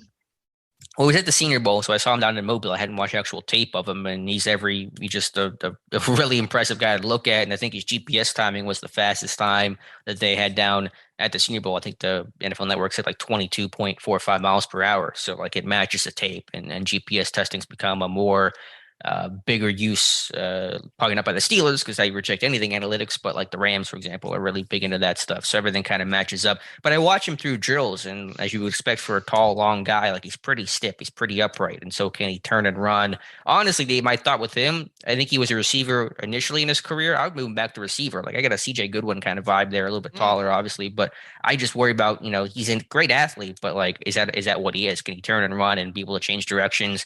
Things you have to do to play corner, to play in space. And so like, I know the numbers are incredible, and they are, but like the workout and just is it too big might be the question. I think he's a little bit, another one of those little bit older guys too, isn't he? I'm not sure on his age. I mean, he's a senior, so he's naturally probably a little bit older. He's not an underclassman or something like that, but I can try to look up his age. 5 seasons at UTSA as well, too. He'll be 23 in May, according to the internet. Only 2 years of production, obviously, from switching from switching positions from wide receiver to cornerback there. So I'm interested to see it. I don't think there's a lot of all 22 from UTSA floating around as well, too. But definitely a guy that turned heads just from the measurable standpoint. I tell you, a guy that forced me into watching some tape last night, Alex, and there's only one game of all 22 on him, and that's against North Dakota State, which isn't a bad choice because it's got the Christian Watson stuff in there. But it is what is his name here? Zion McCollum. Yeah, from Sam Zion. Houston State. Yeah, Sam Houston. That and he was at the Senior Bowl too, right? Mm-hmm. He was. I mean, when I watched him down there, I kind of felt like he was going to have to move to free safety. Again, like a really good athlete, very similar numbers to Woolen. When he run 4.33 at $199, 39.5-inch vertical. And his shuttle times were amazing. 3.94 short. 3.94. Wow. Yeah. And a 6.48 3-cone, which is tied for the 9th best 3-cone ever. And again, we're talking about a big, long corner. Actually, not a long enough great length, but like a big corner overall. But I just worry about, some of the stiffness and tightness. And so my thought at the Senior Bowl, not that I studied him too much, but the couple reps I saw, my thought was he's one of those guys that will have to probably move to free safety. Okay. All right. I went and, like I said, watched the Incarnate game. Incarnate Ward, is that the school, right? I don't know the full, but it's Incarnate. Okay. I watched a good first half of that because I think that's the game that he had the most tackles on. I think he had like 7 or 8 tackles in that game. And the thing is, I think most of those tackles wound up coming in the second half. He also played a lot on one side, on the right side of the defense there, and I don't think they moved him around too terribly much. He did play obviously some press and some zone there. He did seem to struggle some in man, running across the middle of the field, on some in breaking type routes that he would but a lot of corners, that's an unfortunate position for a corner to be in like there. But I mean, from a height, weight, measurable type of guy, and I never found out. My big thing was, is this guy willing to stick his face in the fan when it comes to run tackling. And I haven't got to that portion of his tape yet to be able to answer that question. It doesn't look like he's scared to tackle, and I don't think a lot of people went after him enough anyway because of, I think teams for the most part stayed away from him overall. So I do have the all 22 from the North Dakota State game that I'll probably dive in at some point later this week. And I think Owen, that's another guy that Owen's going to tackle on the side as well too. But hard to look away from those measurables. Yeah, a lot of freaky small school DBs in this class, whether that's McCollum or Woolen, who's D1, but a smaller school, Josh Williams from Fayetteville State, who didn't have the best testing, but I thought he had a really good workout overall. And I thought it was interesting because it was Williams and Woolen going back to back. And I thought Williams looked more fluid with his turn and just not nearly as stiff or as rigid as what Woolen did. I think Woolen could become a good special teamer, like run down kicks and punts at that size and speed and stuff like that. But I do worry about, can this guy, because not that this guy's freakier than Justin Lane, but my concern with Justin Lane was like, yeah, he was big and long and stuff like that, but he couldn't turn, he couldn't, keep his hips down. And so I just kind of have some of those similar concerns with Woolen. Zion, by the way, does have a little bit of enough special teams experience that he would be a good add there. I talked to Devin Jackson real quick on DM last night, and he has him more as a 4th or 5th round type of guy, and that sounds about right for McCollum, I think. Yeah, I think so as well. Cincinnati kids look good. Sauce Gardner had a good workout. Super long, another big, long dude that can play against top competition. And Kobe Bryant, his teammate, I thought had a good workout. Numbers weren't nearly as gaudy, but just looked good in drills. I was happy with his play overall. One of my guys, Roger McCreary, those T-Rex arms, 28 or what was his number? Yeah, 28.78. Yeah. It's he's a man corner, outside corner. His overall size. And he didn't run that great, a 4.5. Well, he bumped to the inside maybe, but that was a disappointing number there for McCreary. Do you think this team drafts a cornerback in the first round? I mean, short answer, no. I'm not going to rule anything out here. So still so early in a pre-free agency. We'll see what happens with Hayden. If hypothetically they lose both Hayden and Witherspoon, our conversation will change pretty quickly. I don't necessarily anticipate that happening, but short answer, I think it's offense, it's quarterback, it's O-line, something like that. But again, this is all loose discussions right now. More, I would expect them to draft one at some point this year, but not early round. I envision it more about 4th round, right around in there. Mm-hmm. And one guy I didn't think had a good workout, Mario Goodwich from Clemson, 176 and a 4. What did he run? Was it a 4.52 official 40? Maybe I have the number wrong on that. Mario Goodrich. I think you have 4.52 here. Yeah. Okay. I thought I was randomly. He ran 4.6s unofficial. The unofficial and official times were so different. But still, to run 4.5s at 176 is not great for him. Who on this corner list just screams Steelers? Because I've watched very little cornerback film so far. Yeah, I don't know if there's one guy that screams it. A little bit on Alontae Taylor from Tennessee. Maybe there's a Cam Sutton influence there going on in my head right now. What about the Pitt kid? Yeah, Mathis, he ran well. He's pretty fluid guy. And he's he's probably gonna be a slot, isn't he? What is he? Yeah, I don't know exactly where he played at Pitt, but yeah, it could be a slot. Some of the Arizona State kids, was it Jack Lucas, I think, or whatever. Jack Jones from Arizona State, kind of a twitchy slot guy, but a bit undersized. Yeah, I don't know if there's one guy that screams Steeler to me in terms of corner, but I think it's a good corner class overall.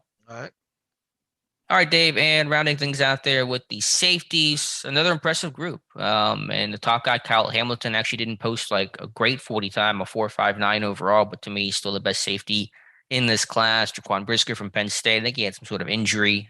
He didn't run as well as maybe some people thought, but how about that Lewis Sign kid? You had kind of a Terrell Edmonds comparison with him, with just a height, weight, speed, overall testing standpoint. Yeah, and believe it or not, I think Edmonds had a slightly better, maybe not from a 40 aspect, or I forget where the 40 matched up there, but if you're looking at it in the box kind of safety there with some athleticism, he definitely fits. It comes from a pedigree program. Yeah, obviously in Georgia was uber productive there. Underclassman. If you want this kid, though, it's probably going to have to be in the first 3 rounds, I would think. Yeah, probably first 2, I would say. I think Edmonds was bigger and had a better vertical. I think Sign's a bit more of an impactful hitter overall. But there are some definite comparisons there. The thing about Kyle Hampton, I think, and if you look at some of the Justin Simmons measurables, comps and all, I don't think that the fact that he tested overall, especially at the 40, I think people just expected him to be more of a mid 4.4 guy, and ended up 4.59. He'll probably run that again if he's smart at the Notre Dame pro day there. But the rest of his measurables seemed okay, right? I mean, change of direction skills and all like that. So without a doubt, he's probably going to be the first safety off the board. Yeah, just a question of, is he a top 5 pick? Is he a top 10 guy? And yeah, his the 40 time's not great, but man, just turn on the tape and watch this guy. He might be the best prospect I'll watch this entire draft process.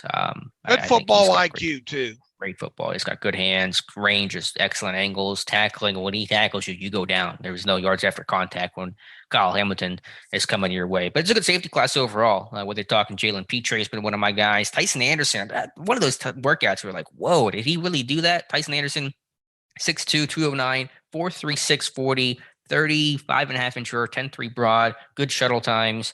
That's a guy that you could steal late on day 3. It's probably an earlier day 3 pick. He's long, he's versatile, played all over for the Rockets. Pittsburgh loves their Mac guy. So yeah, Tyson Anderson had a, I'll use the cliche here, made some money this weekend. Did they use him in the box much or no?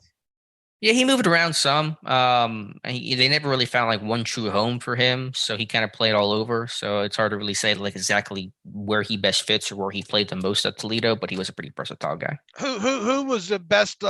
Who's the best? Who are the top 2 or 3 box safeties in this class?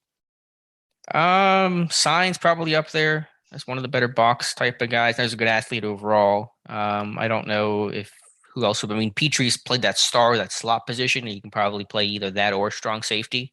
He's a big hitter for sure, a big downhill guy. So I'd probably say him and maybe Lewis Sign as well. Okay. I expect that the Steelers do address the safety position in this year's draft, be more of a guy that can play in the box, I think.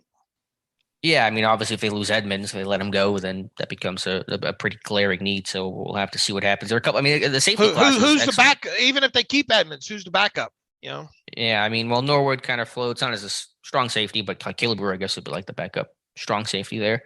So that's a good point. I think they'll probably still add or try to add regardless. But Leon O'Neal's gotten like no publicity, but I think he had a good workout, really fluid, kind of moves like a corner. And I thought he had a good workout. But Cardinals kid, Quentin Lake, he had a good workout. Didn't test great, but he looked right. He looked like his, they said like his dad. I mean, just really fluid and smooth in drills. And I thought probably one of the underrated kind of quick interviews there. What happened, I think, yesterday with Rod Woodson trying to finish his snack or whatnot, and got interrupted to talk about Quentin Lake. But and I think the biggest thing to come out of Woodson's mouth about Lake is just how smart that this kid knows football. And I think that's one of the takeaways that Owen and Josh had from the Shrine game as well too. That this, part of the package is his football IQ knowledge, and this guy obviously has it.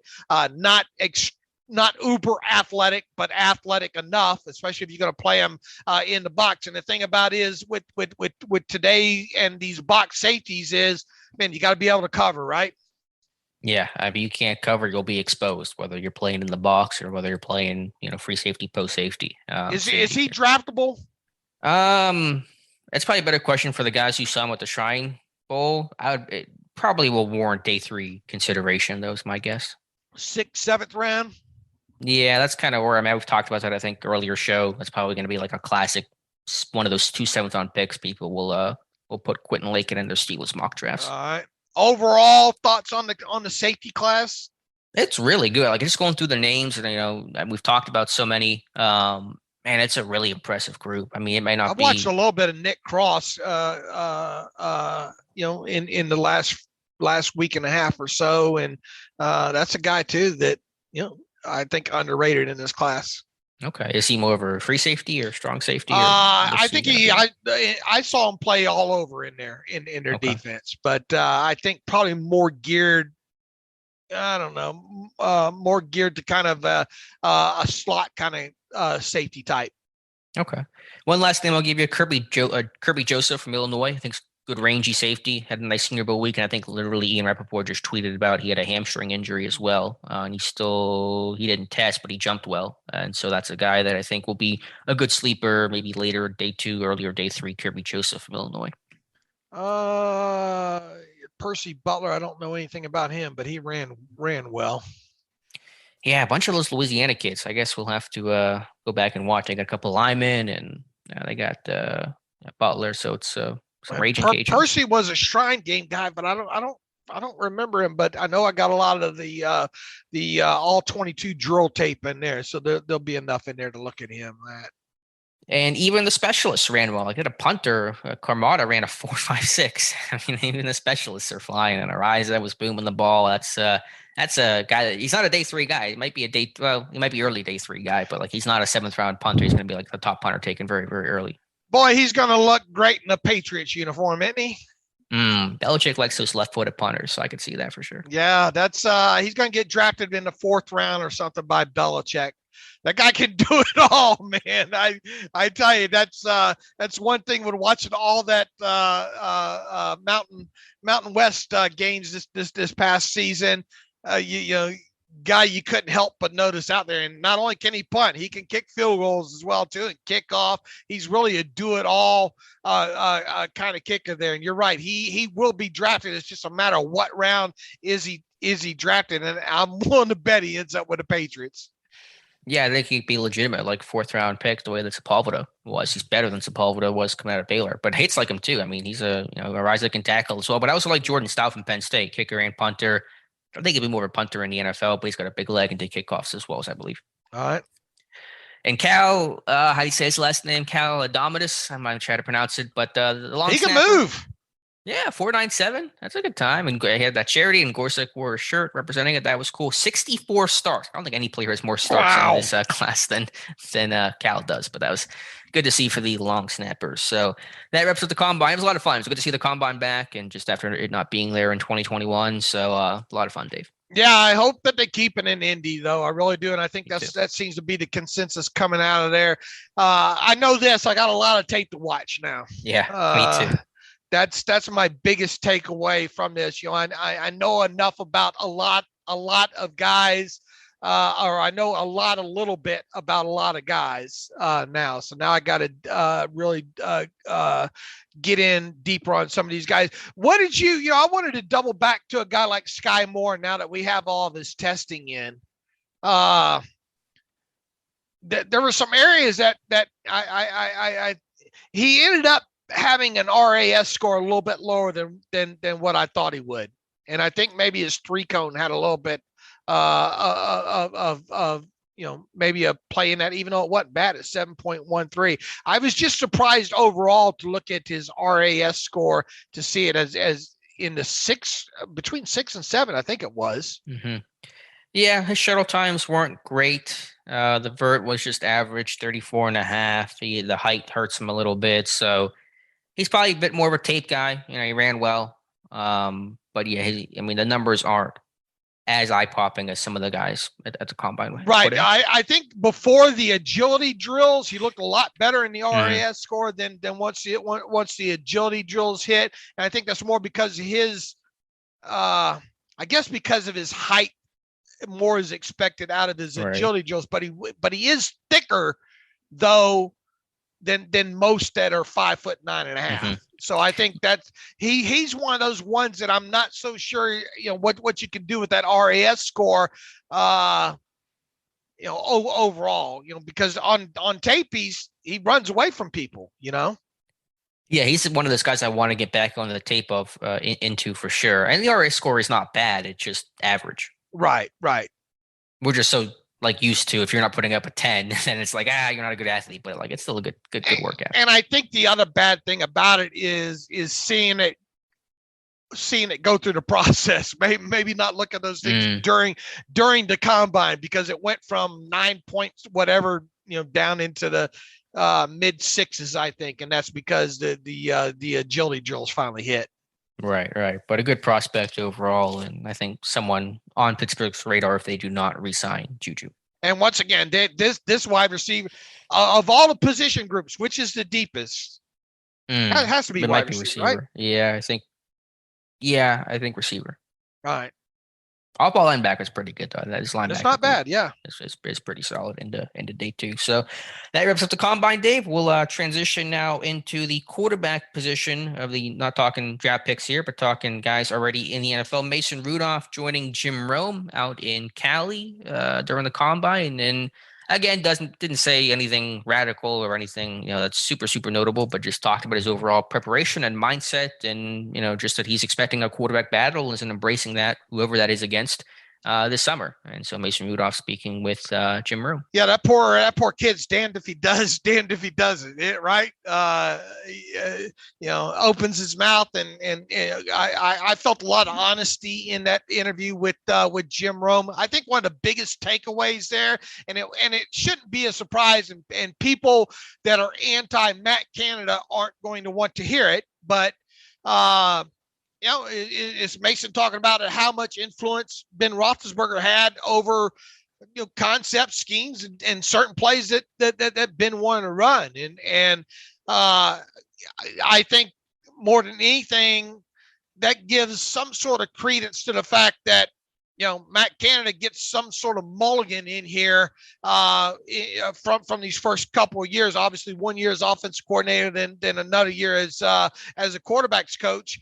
Plain and simple, and we knew this, and we've talked about this as well too. How much influence did Ben Roethlisberger have on the overall offensive scheme, and how much even on late notice, with Ben missing that game due to COVID and all like that, and Mason having to play that game, how much of what Mason best suited to run, it was able to get implemented into that. So I think one of the big takeaways to come out of that interview was, look, they had to run a lot of stuff because Ben wanted to run a lot of the things that he's ran for years.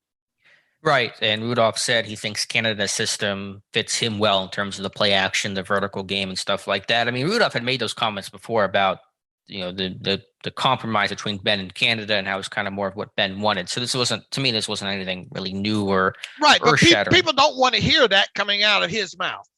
Yeah, well, they don't want to hear anything coming out of Rudolph's mouth. That's why I say damned if he does, damned if he doesn't, Yeah. And so we understand, anytime a first-time OC in the NFL is coming in with an 18-year Hall of Fame quarterback, there is going to be, some compromise there, and you always probably lean towards what the player does well, is what a good coach does. And so that's really how things were last year, and the lack of mobility that Ben, had, certainly hamstrung this offense all the more. So that, as you said, is probably the big reason why Canada's back this year, because you really didn't get to judge that as cleanly and clearly as you would have liked to based on the circumstances. As far as the rest of his interview goes, I mean, I don't know what you would expect Mason to say that, different than what he said. I mean, he obviously has, here's the barbershop talk, I think, as he phrased it, and how can you not, and those kind of things. And look, he knows where he stands right now. He's going to maybe get a chance to compete against another free agent quarterback in Dwayne Haskins later this summer for the right to be at least the week one starter. However, if the Steelers go out and spend more than $5 million average yearly value on another guy, then there's no way that you're not going to pencil that guy in as the week one starter there. So look, it does say something to some degree that this team signed Mason Rudolph to a 1-year extension a year ago, ahead of the draft, right as the draft was starting there. But on top of it, it does speak volume at this point that he's not the written in stone week one quarterback as we sit here, other than the fact that he's the only one under contract right now. So why wouldn't he be at the top of, the age-old Parson, what Kevin Colbert said at the season started today, he'd be our starting quarterback. Well, yeah, duh. if you want to dive it down into, exact words out of his mouth, well, that's a true statement because he's the only one under contract there. But it does speak volumes that where we're at throughout this process of this offseason, that they haven't come out and said he is our starting quarterback. Right. But if they did, that'd be a probably reckless assessment to make, to like anoint him the guy so far out based on his current resume. Right. So, but I thought the criticism comments were a little interesting, because some people say, I don't listen to that stuff, I don't check that stuff. He says he hears it, he listens to it, and he kind of uses that as motivation. And so there's a lot of motivation then, because there's a lot of criticism coming Rudolph's way. Well, look, I think he's being 100% honest in that, because most of the times I think these players will say, no, I don't listen to that. And I don't see nowadays how you can't right.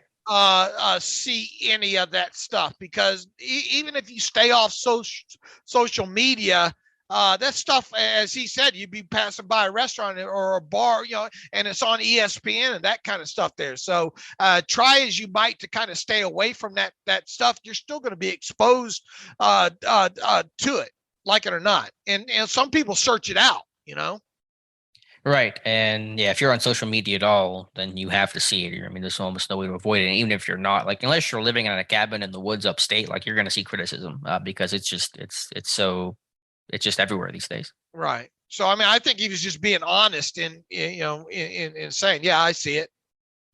All right, Dave, moving off from Rudolph to Rodgers, and this is the weekly Aaron Rodgers portion of the podcast. Dave, interesting report coming out over this weekend, dropped real late at night, like almost around midnight, whatever day it was, a couple of days ago, from Pro Football Talk, saying that while Aaron Rodgers still undecided about what he wants to do, there are three teams with essentially deals and trades lined up for Rodgers and the Packers should he want out of Green Bay. Those three teams being the Denver Broncos, the Tennessee Titans, and yes, the Pittsburgh Steelers. And this report's had some pushback from, national media types and local Packer media types and stuff like that. But basically what PFT is saying is that if Rodgers comes to Green Bay and says, I want out, a trade will be worked out pretty quickly because other teams basically already have parameters of deals and contracts worked out with apparently Rodgers and the Packers. Yeah, I don't know how much I believe that, but I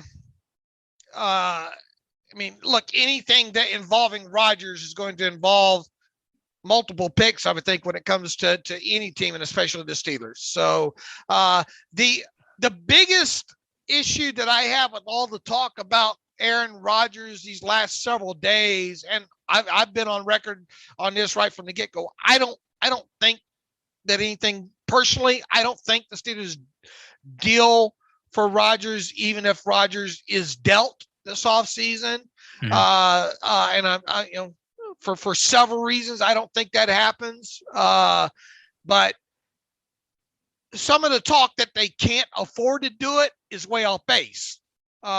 If they wanted to trade for Rodgers, they can trade for Rodgers. And you would think too, if they did trade for Rodgers, that part of that deal would be kind of a sign and trade, right? That yes, they would ink him to a new deal. And obviously as part of a new deal, that could potentially lower his cap charge even lower. Now, we got to make sure we give full credit on this podcast and everything we write, or else we'll get called out on the media, right, Alex? Mm-hmm. So one Will Graves from the Associated Press. What's Will on Twitter? Let's make sure we get that out there. I can check. At Will Graves AP. Make sure you fully credit him now. He gave a lot of wrong info when it came to what it would cost salary cap wise for the Steelers to acquire Aaron Rodgers. He listed Aaron Rodgers as being in the $40 million cap charge. That is false. Aaron Rodgers' cap number, if acquired with the contract as is, would be under $30 million because the Packers would eat the proration dead money in there. So got to make sure we give the credit, right, Alex? Yes, full credit acknowledged. All right. But anyway, long story short, if the Steelers wanted to trade for Aaron Rodgers, they could do it. and they can make it work, especially assuming that they would extend Aaron Rodgers once the deal is done. The question is that something that you want to get into? He would essentially have to at least be your quarterback for the next 2 years, probably even the next 3 years, if you're going to do that and sign him to an extension that would make him the highest paid NFL player in the league, which I fully assume is going to happen one way or another, regardless of who Aaron Rodgers is with in the next couple of weeks there. So I just trying to wrap my brain around it being the Steelers. I just can't, and I haven't been able to really, throughout this time.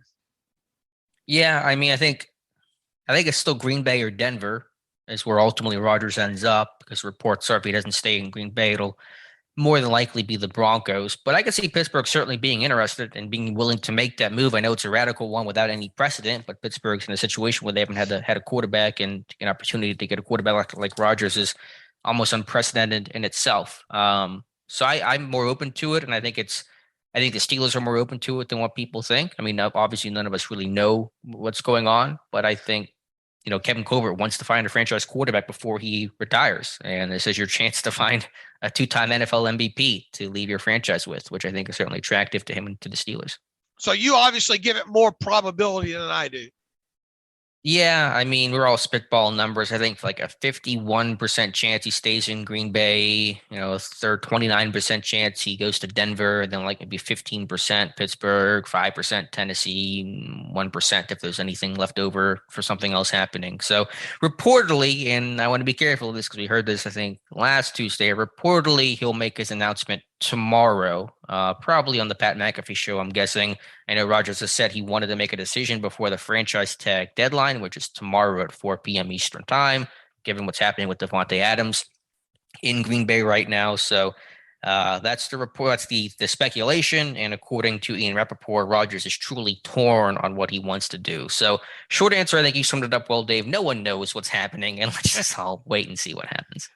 Some of the speculation out there, if the Steelers were to trade for, and this is, these things are framed as reports, but they're really speculation is all they are here. A 2022 first round draft pick, obviously 20th overall, a 2023 first round draft pick, a 2024 conditional first round draft pick, along with a 2023 third round pick. So that's a lot, in my opinion. But I mean, if you're going to make a move, you got to go in. You got to put all the chips, I guess, in on the table there. I would just be so. If you did this, you have to be again. I think you have to be all in on Rodgers for the next 3 or 4 years, right? You're not just doing this for 2 years of Aaron Rodgers. You hope.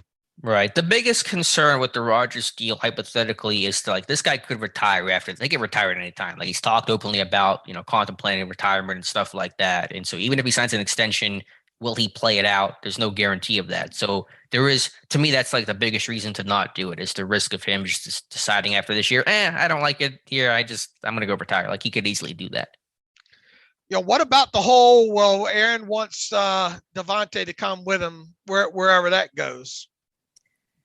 Yeah, I don't know. I mean, the Packers could still tag him and make that all moot, right? I mean, so like the Packers hold a lot of cards here. I don't know what their plans are in terms of tags. The Packers can make all this work if they want to make it work. And if Aaron Rodgers is willing to stay and sign a new deal. And now one thing for sure, I would think that the Packers are going to do something. If they give Aaron Rodgers a new deal, they're going to protect themselves on the long-term end of it. There's not going to be any of this hee-hawing around, moving forward. They'll probably put in there as well, too, that they have the ability to restructure and, for cap purposes, the next, 2 years on top of it, just so there's no pushback on the other end, and I would expect any team at this time to have, if you're going to pay at Aaron Rodgers at his age, this amount of money, then you got to have some stuff on the back end that allows you to some manipulation with that, meaning the ability to restructure if they deem it necessary for cap purposes. Now, obviously, a lot of people look at restructure still and think that means pay cut. That's not pay cut. It's just moving money around. But you still have to have the player's permission to do that. And a lot of players, the Steelers, I think when they sign a lot of these guys to these big deals, I think a lot of times Joel Corey has told me that they'll put that in there, that they have the right to do these restructures if need be, and to kind of get that part of the negotiation out of the way. So personally, and this is where I've been all along with Aaron Rodgers, I think he winds up right where he's at, and that's Green Bay. Now, if indeed they do that, might the Packers be willing to trade a guy like Jordan Love away? Yeah, that's certainly. I know Gunter Kusta downplayed that and said probably not, but different conversation once the guy is back. So that's certainly possible. Now, would the Steelers be potentially interested in a guy like Jordan Love?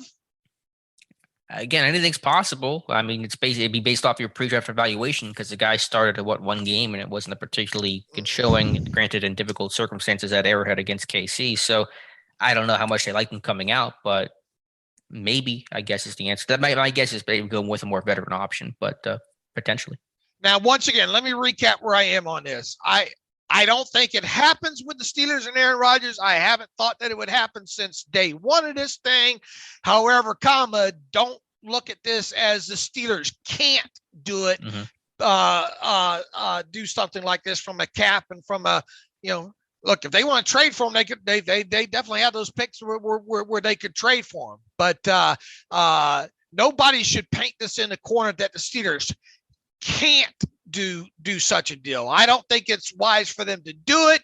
I don't think they will, but in no way, shape, or form should it be looked at as them being unable to do it. And one of the things that Will Graves put out there is that it simply would cripple the franchise.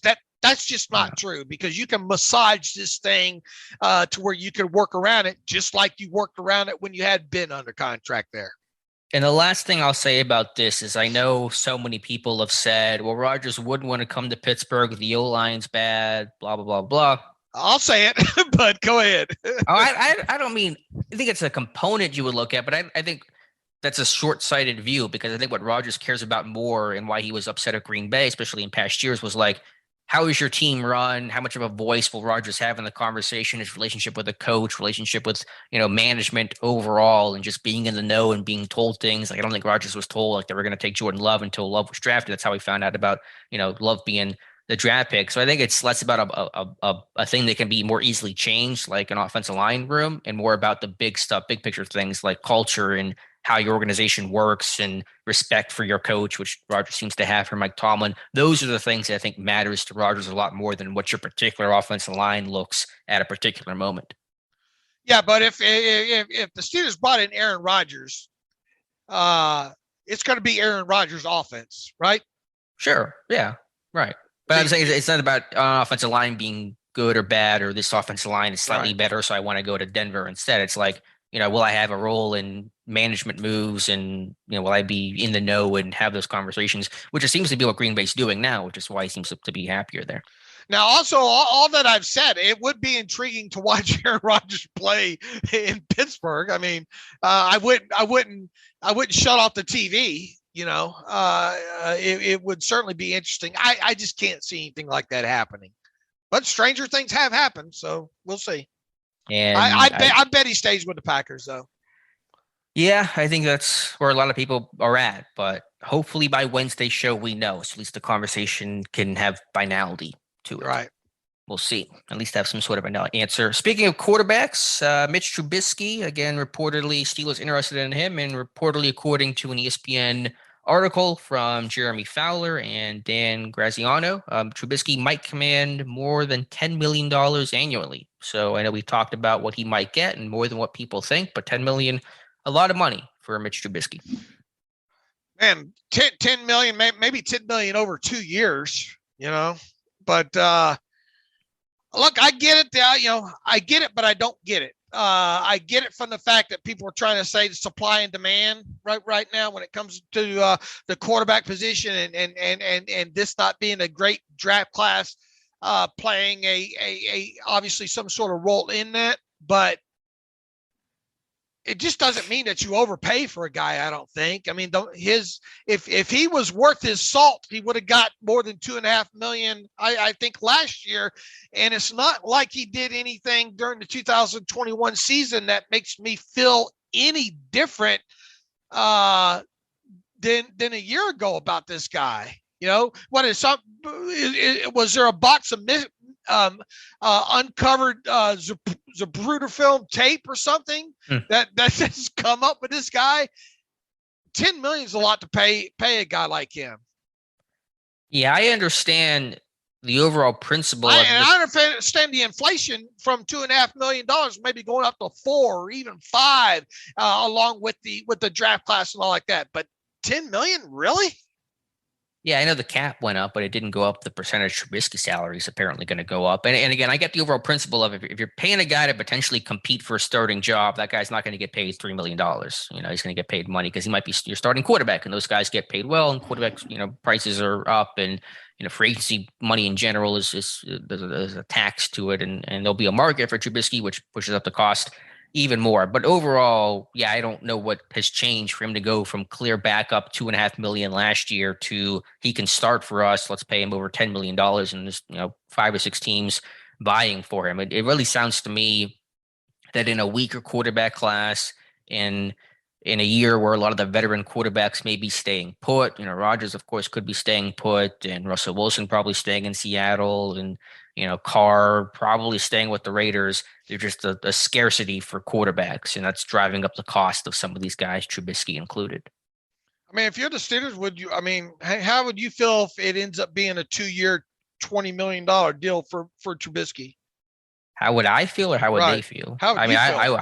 I'd be not happy about it in particular. Again, I understand the principle of what it, you know, costs to get a quarterback, but for that guy, I mean, if you play, even if you were like a Jameis Winston or you're a Teddy and you played last year and you were okay, not great, you know, Winston actually had a pretty good season, then I can understand that totally. I know people will say, well, look at what Andy Dalton got or what Nick Foles got. Those weren't good contracts. Like, those aren't things you should be pointing to as like really good, savvy veteran deals. So I don't know. But apparently I assume the number will be, you know, at least 8 million, probably double digits for Trubisky is what it sounds like it's going to be. Do you see the Steelers being in on that then at that price? Yeah. I mean, if they like him, then, you know, and it's not going to break the bank, obviously. And, you know, if there's a competition to get Trubisky, then it's going to drive the price up even more. So I suppose so. But if you sign him for a deal, I mean, even over $5 million, right?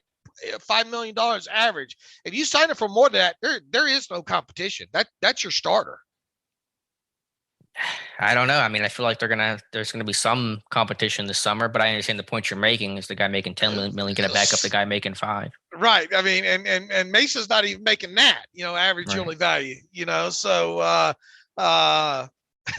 mean, what if you sign him for that kind of money, and then, you know, you get into the preseason, you say, oh my God, what have we done? You know? Yeah, I imagine which could be with Mitchell, you know. Sure, I imagine you can get out of that contract after a year. You take it some sort of hit, I'm sure, but I mean, it wouldn't. Well, if there's that much of a demand, then you would think he'd be able to ink himself a better deal for that kind of money. Maybe. I could see Trubisky wanting to come to Pittsburgh, though, a good, stable organization, a coach, you know, and all that. So, like, I know the teams reportedly interested in him are Washington, the Giants, I think maybe Carolina. I mean, I think I could certainly see him choosing Pittsburgh of that group. All right, man. I hope the Steelers don't sign him for no $10 million per. I'll tell you that. Yeah. Do you think do you think that's what he's going to get on the market? Do you think ultimately he's going to get about 10 million? No, annually? I don't. You don't? I don't. But what do you think it's going to be, like 5? I think it's like 5 million. Yeah. Looking at the market values and trying to take into account about the quarterback class and all like that, still a value to me is a value. Now, obviously, a value is what someone's willing to pay for it, right? Right. Is ultimately the value, because all it takes is one team and you have him earning $10 million. But And it'd be different too if we're talking about a guy like, can Jameis Winston get $10 million? Yeah, I think he can. Mm-hmm. Yeah, but because he played last year. Like he right. actually was a decent quarterback before getting hurt, obviously. But you're talking about a guy. I mean, what has changed that teams wouldn't have saw a year ago? He played 33 damn snaps and attempted 8 passes, and one of them was an ugly interception. The math does not add up here when it comes to him.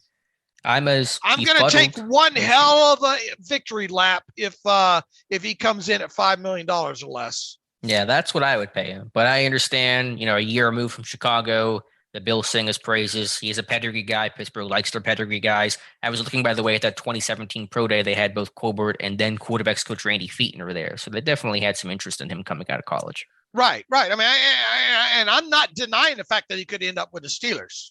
Right. In fact, from where I sit, I kind of feel like he's the leader in the clubhouse right now to be that guy.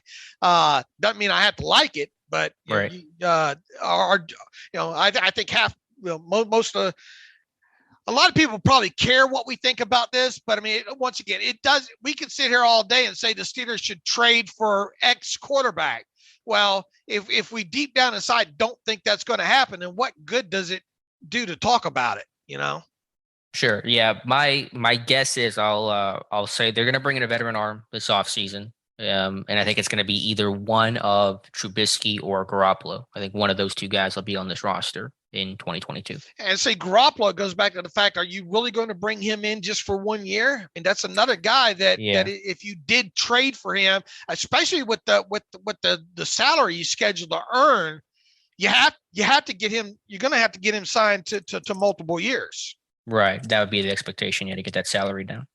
And that's why I'm kind of would be surprised if they did that with him. I think it's going to end up being either Trubisky, Winston, or Mariota. Okay. Yeah, that was reports. I mean, there's some of the inklings was that Winston's going to go back to New Orleans, though. I mean, we'll see what happens, but that was kind of what some of the Saints guys were saying. Which guy would you tend to bet on more right now, Trubisky or Mariota? Bet on in terms of becoming a Steeler, or I would personally? No, just both. I mean, which one do you think gives you the best opportunity to win some games?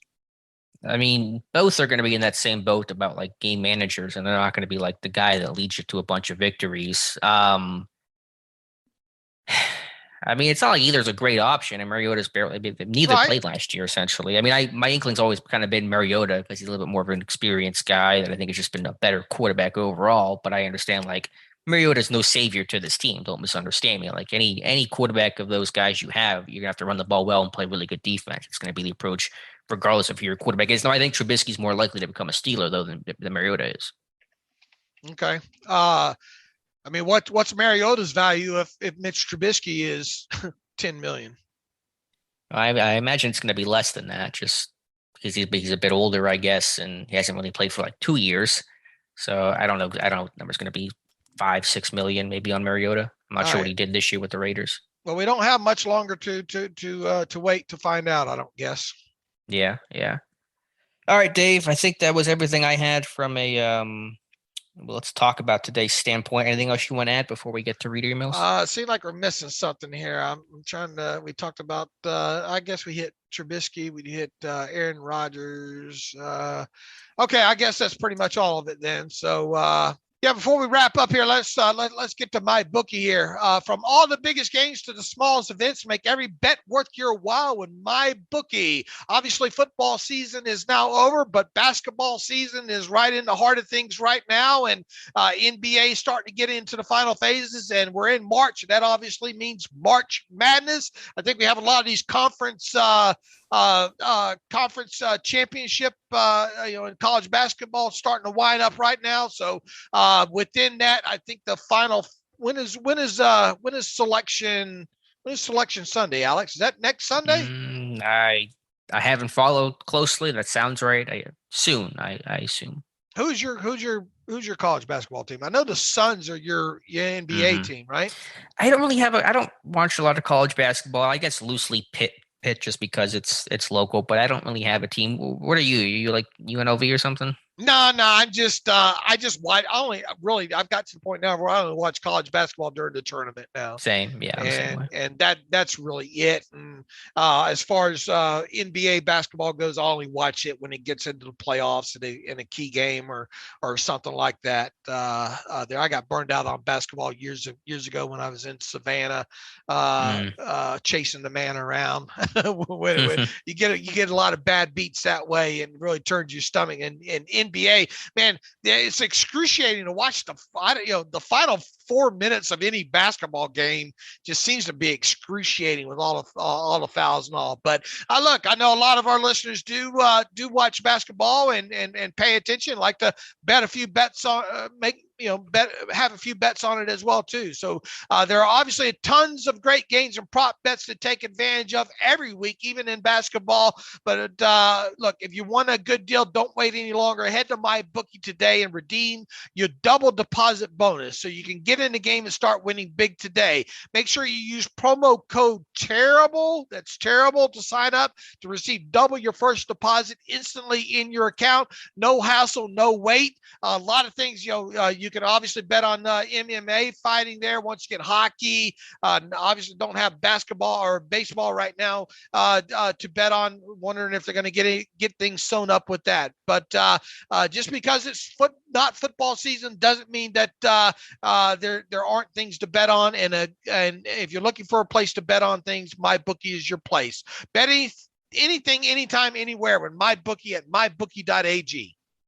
And if you were betting on whether or not David Njoku was going to get tagged, he has been officially tagged by the Cleveland Browns, the first player to be franchise tagged this year. So he'll be in Cleveland for at least 2022.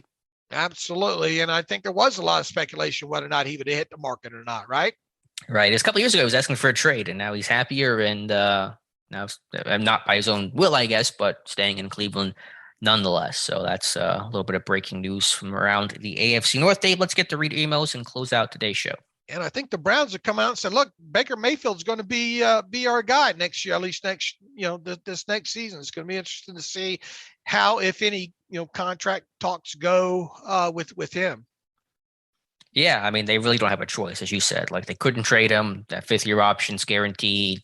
They're kind of stuck with him for at least one more year.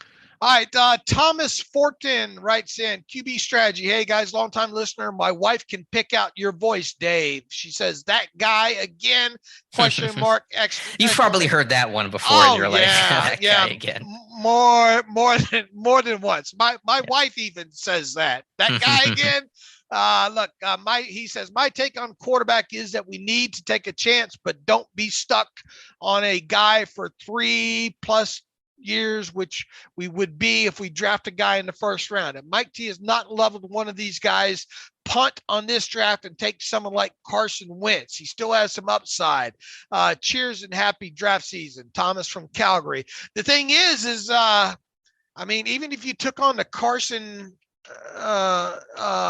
Wentz contract as is, that's pretty substantial, right? Yeah, it's a big contract. I would not touch Carson Wentz at all. If Frank Reich, the guy who knows him the best, the guy that's worked with him the most from Philadelphia to the Colts, is saying after 1 year, we have to move on, which is basically what they're saying. They're just saying, like, can we find a better option and how do we navigate this? If he's cutting bait, then I'm not sure who wants to take on Wentz and try to play him and try to fix him if Frank Reich can't. So I'm staying far away from Carson Wentz. Yeah, Wentz is under contract through 2024.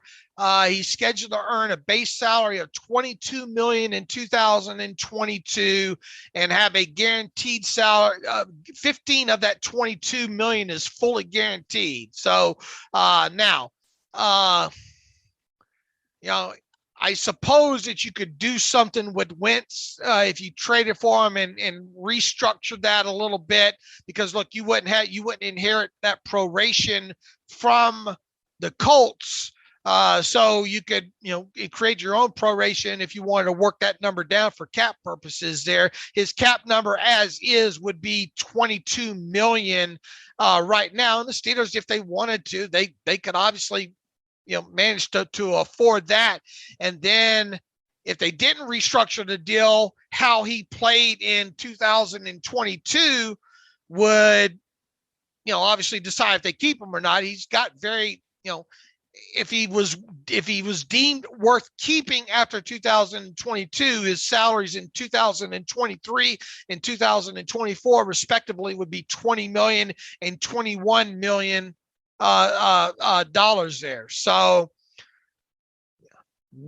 would you trade a like a 6th round pick for Wentz? No, I'm not trading anything for 1 year. No. Okay. Too volatile. Like the last thing Pittsburgh needs right now with their bridge quarterback is volatility. They need someone who's safer, going to take care of the football, not lose you games, not going to win you a bunch. Mitchell's not that, right? I know.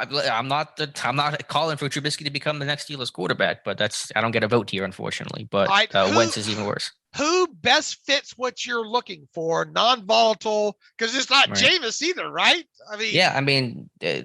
Jameis brings the upside to it. That's why I said like a Teddy Bridgewater, I think makes a lot of sense. And again, none of these options are like great. I'm not saying like Bridgewater's this great quarterback who's going to lead this team to some sort of massive run or something, but I think he's just a more safer candidate. And Mariota, to a degree, I think is a safer guy than even a Winston. Winston, I can see the allure. He's a talented player, but like, is he going to be healthy and ready enough to compete? That's a question, and things like that. Look, I'm not advocating them go after Wentz, but it is doable if they decided they wanted to go that route. Yeah, I think there are very few things Pittsburgh could not do if they wanted to. Like there's not a lot of barriers for them this year, given the cap spaces they have. Speaking of quarterbacks, Richard Jameson writes in, last week you addressed the question of which of 3 quarterbacks, Jameis Winston, Mitch Trubisky, and Teddy Bridgewater, would be best for the Steelers. He writes that I think that's not the best question. He says, I think it is better to ask which, if any, of the 3 would be better than Mason Rudolph. If these quarterbacks are not better than what the Steelers already have, why sign them? That's a fair point. I understand that. I think the idea is, though, to add some competition. So Rudolph is not handed a job, which is what could happen if you don't bring in any veteran guy and just draft, even if you do draft a rookie. You're probably still looking at Rudolph being the heavy favorite, and you also want to protect yourself against injury. Should Rudolph get hurt or something happen, you would have another veteran option there to be the guy if Rudolph is going to be your starter. Well, here's the thing. You sign a guy for more than $5 million, that's not competition. That's your starter, I think. Yeah, but is part of that argument going to be, well, the market rate for these quarterbacks is so much, it's hard to even get a quarterback in general for $5 million? I mean, I think if the Steelers sign a quarterback for more than $5 million, then that guy's going to start. There ain't going to be no competition. Yeah. Now, he does make a good point, I guess. I look at it more from a competition standpoint. If you sign these guys for comparable, what may you can fathom paying a guy $5 or $6 million and having him sit, I guess, behind Mason, but much more than that, that's just not good business sense, I don't think. Yeah, no, it's a really valid point, but I guess you could also argue if it's just for a 1-year thing and it's not like killing you cap wise, then maybe it's not as painful. But I get the point certainly that you're making.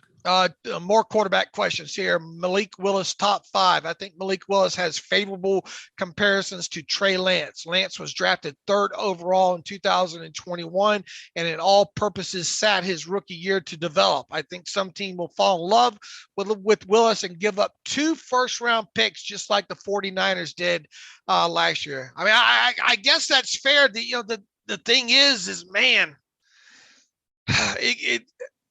I just have the trouble chewing on the fact that, why in today's NFL, you better have the atmosphere where you can have, or the organization, and where you can have a guy sit like that. I think the 49ers are a stable enough franchise where you could have done that, right?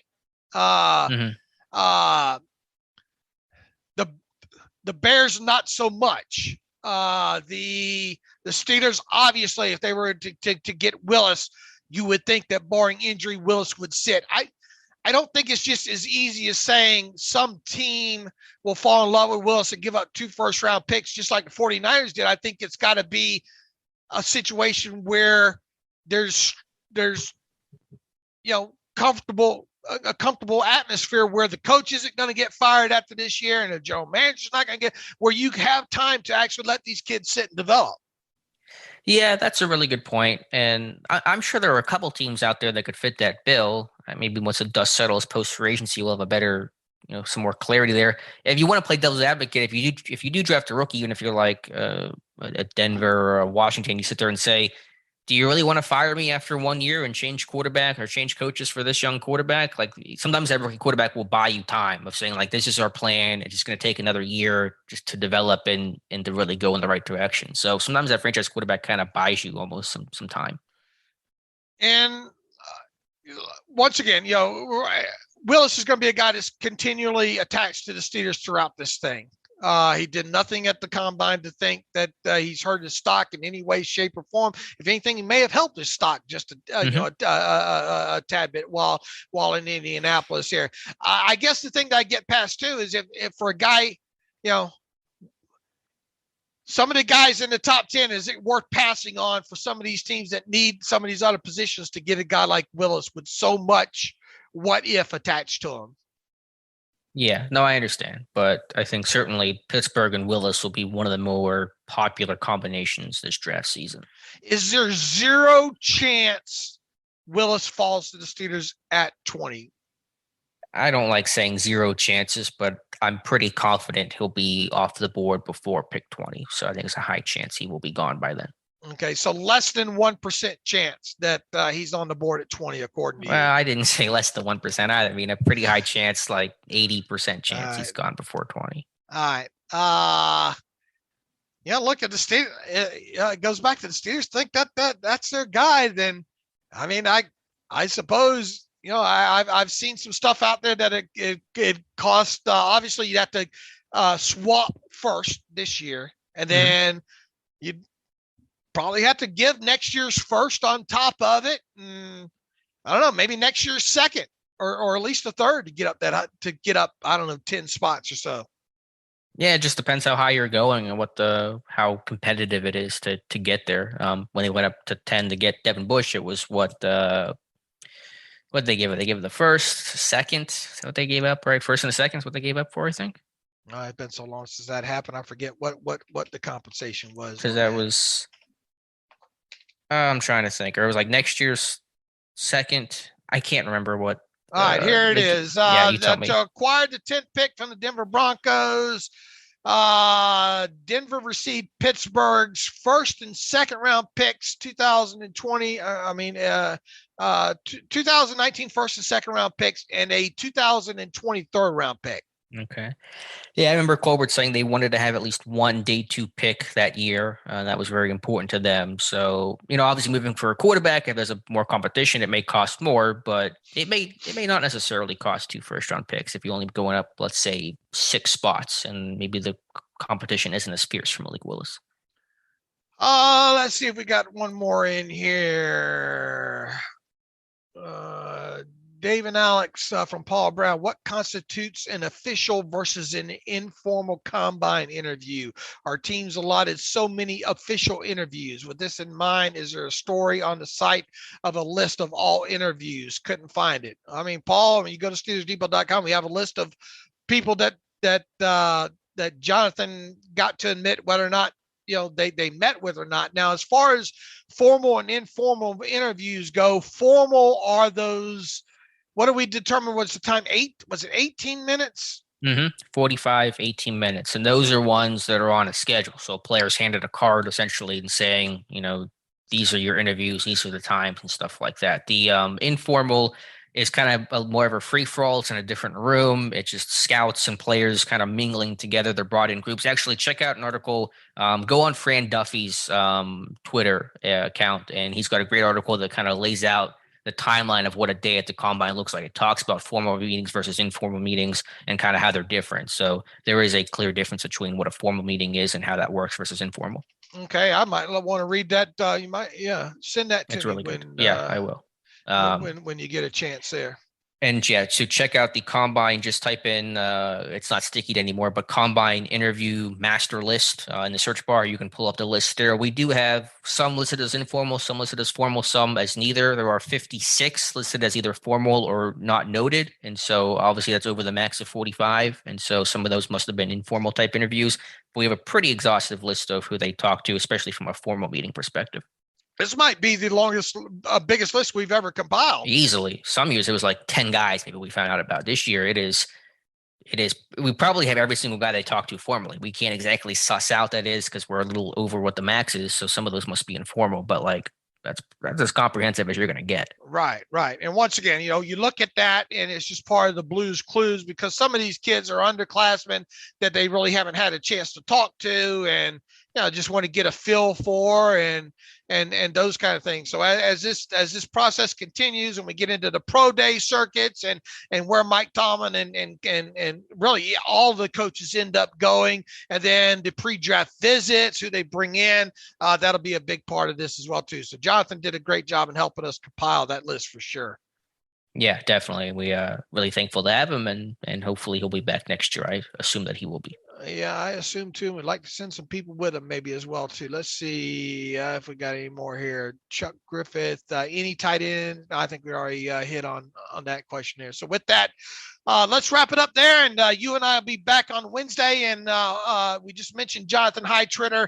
Probably going to try to maybe do something with Jonathan as part of a Wednesday podcast, assuming that there's not a lot of Steelers news to talk about, kind of get his overview and thoughts on the Combine on Wednesday. I think that would make for a nice show, Alex. So in the meantime, you can follow me on Twitter at Steelers Depot. Follow Alex on Twitter at Alex_Kozora. Follow the show at Terrible Podcast. Email the show, theterriblepodcast@gmail.com. If you like what we do and want to donate to the cause, go to SteelersDepot.com. Hit the donate button. Also, if you like an ad-free version of the site, go to SteelersDepot.com and hit the ad-free button and just follow the directions. For $25, you can have an ad-free version of the site as well too. And Alex and I'll be back on Wednesday. We have a live stream tonight, right? Yes, 7 p.m. Eastern time. Dave and I answering your Steelers questions for an hour over my YouTube channel. Just search Alex Kozora and hang out with us. All right, do that. And in the meantime, as always, thanks for listening to the Terrible Podcast with Dave and Alex.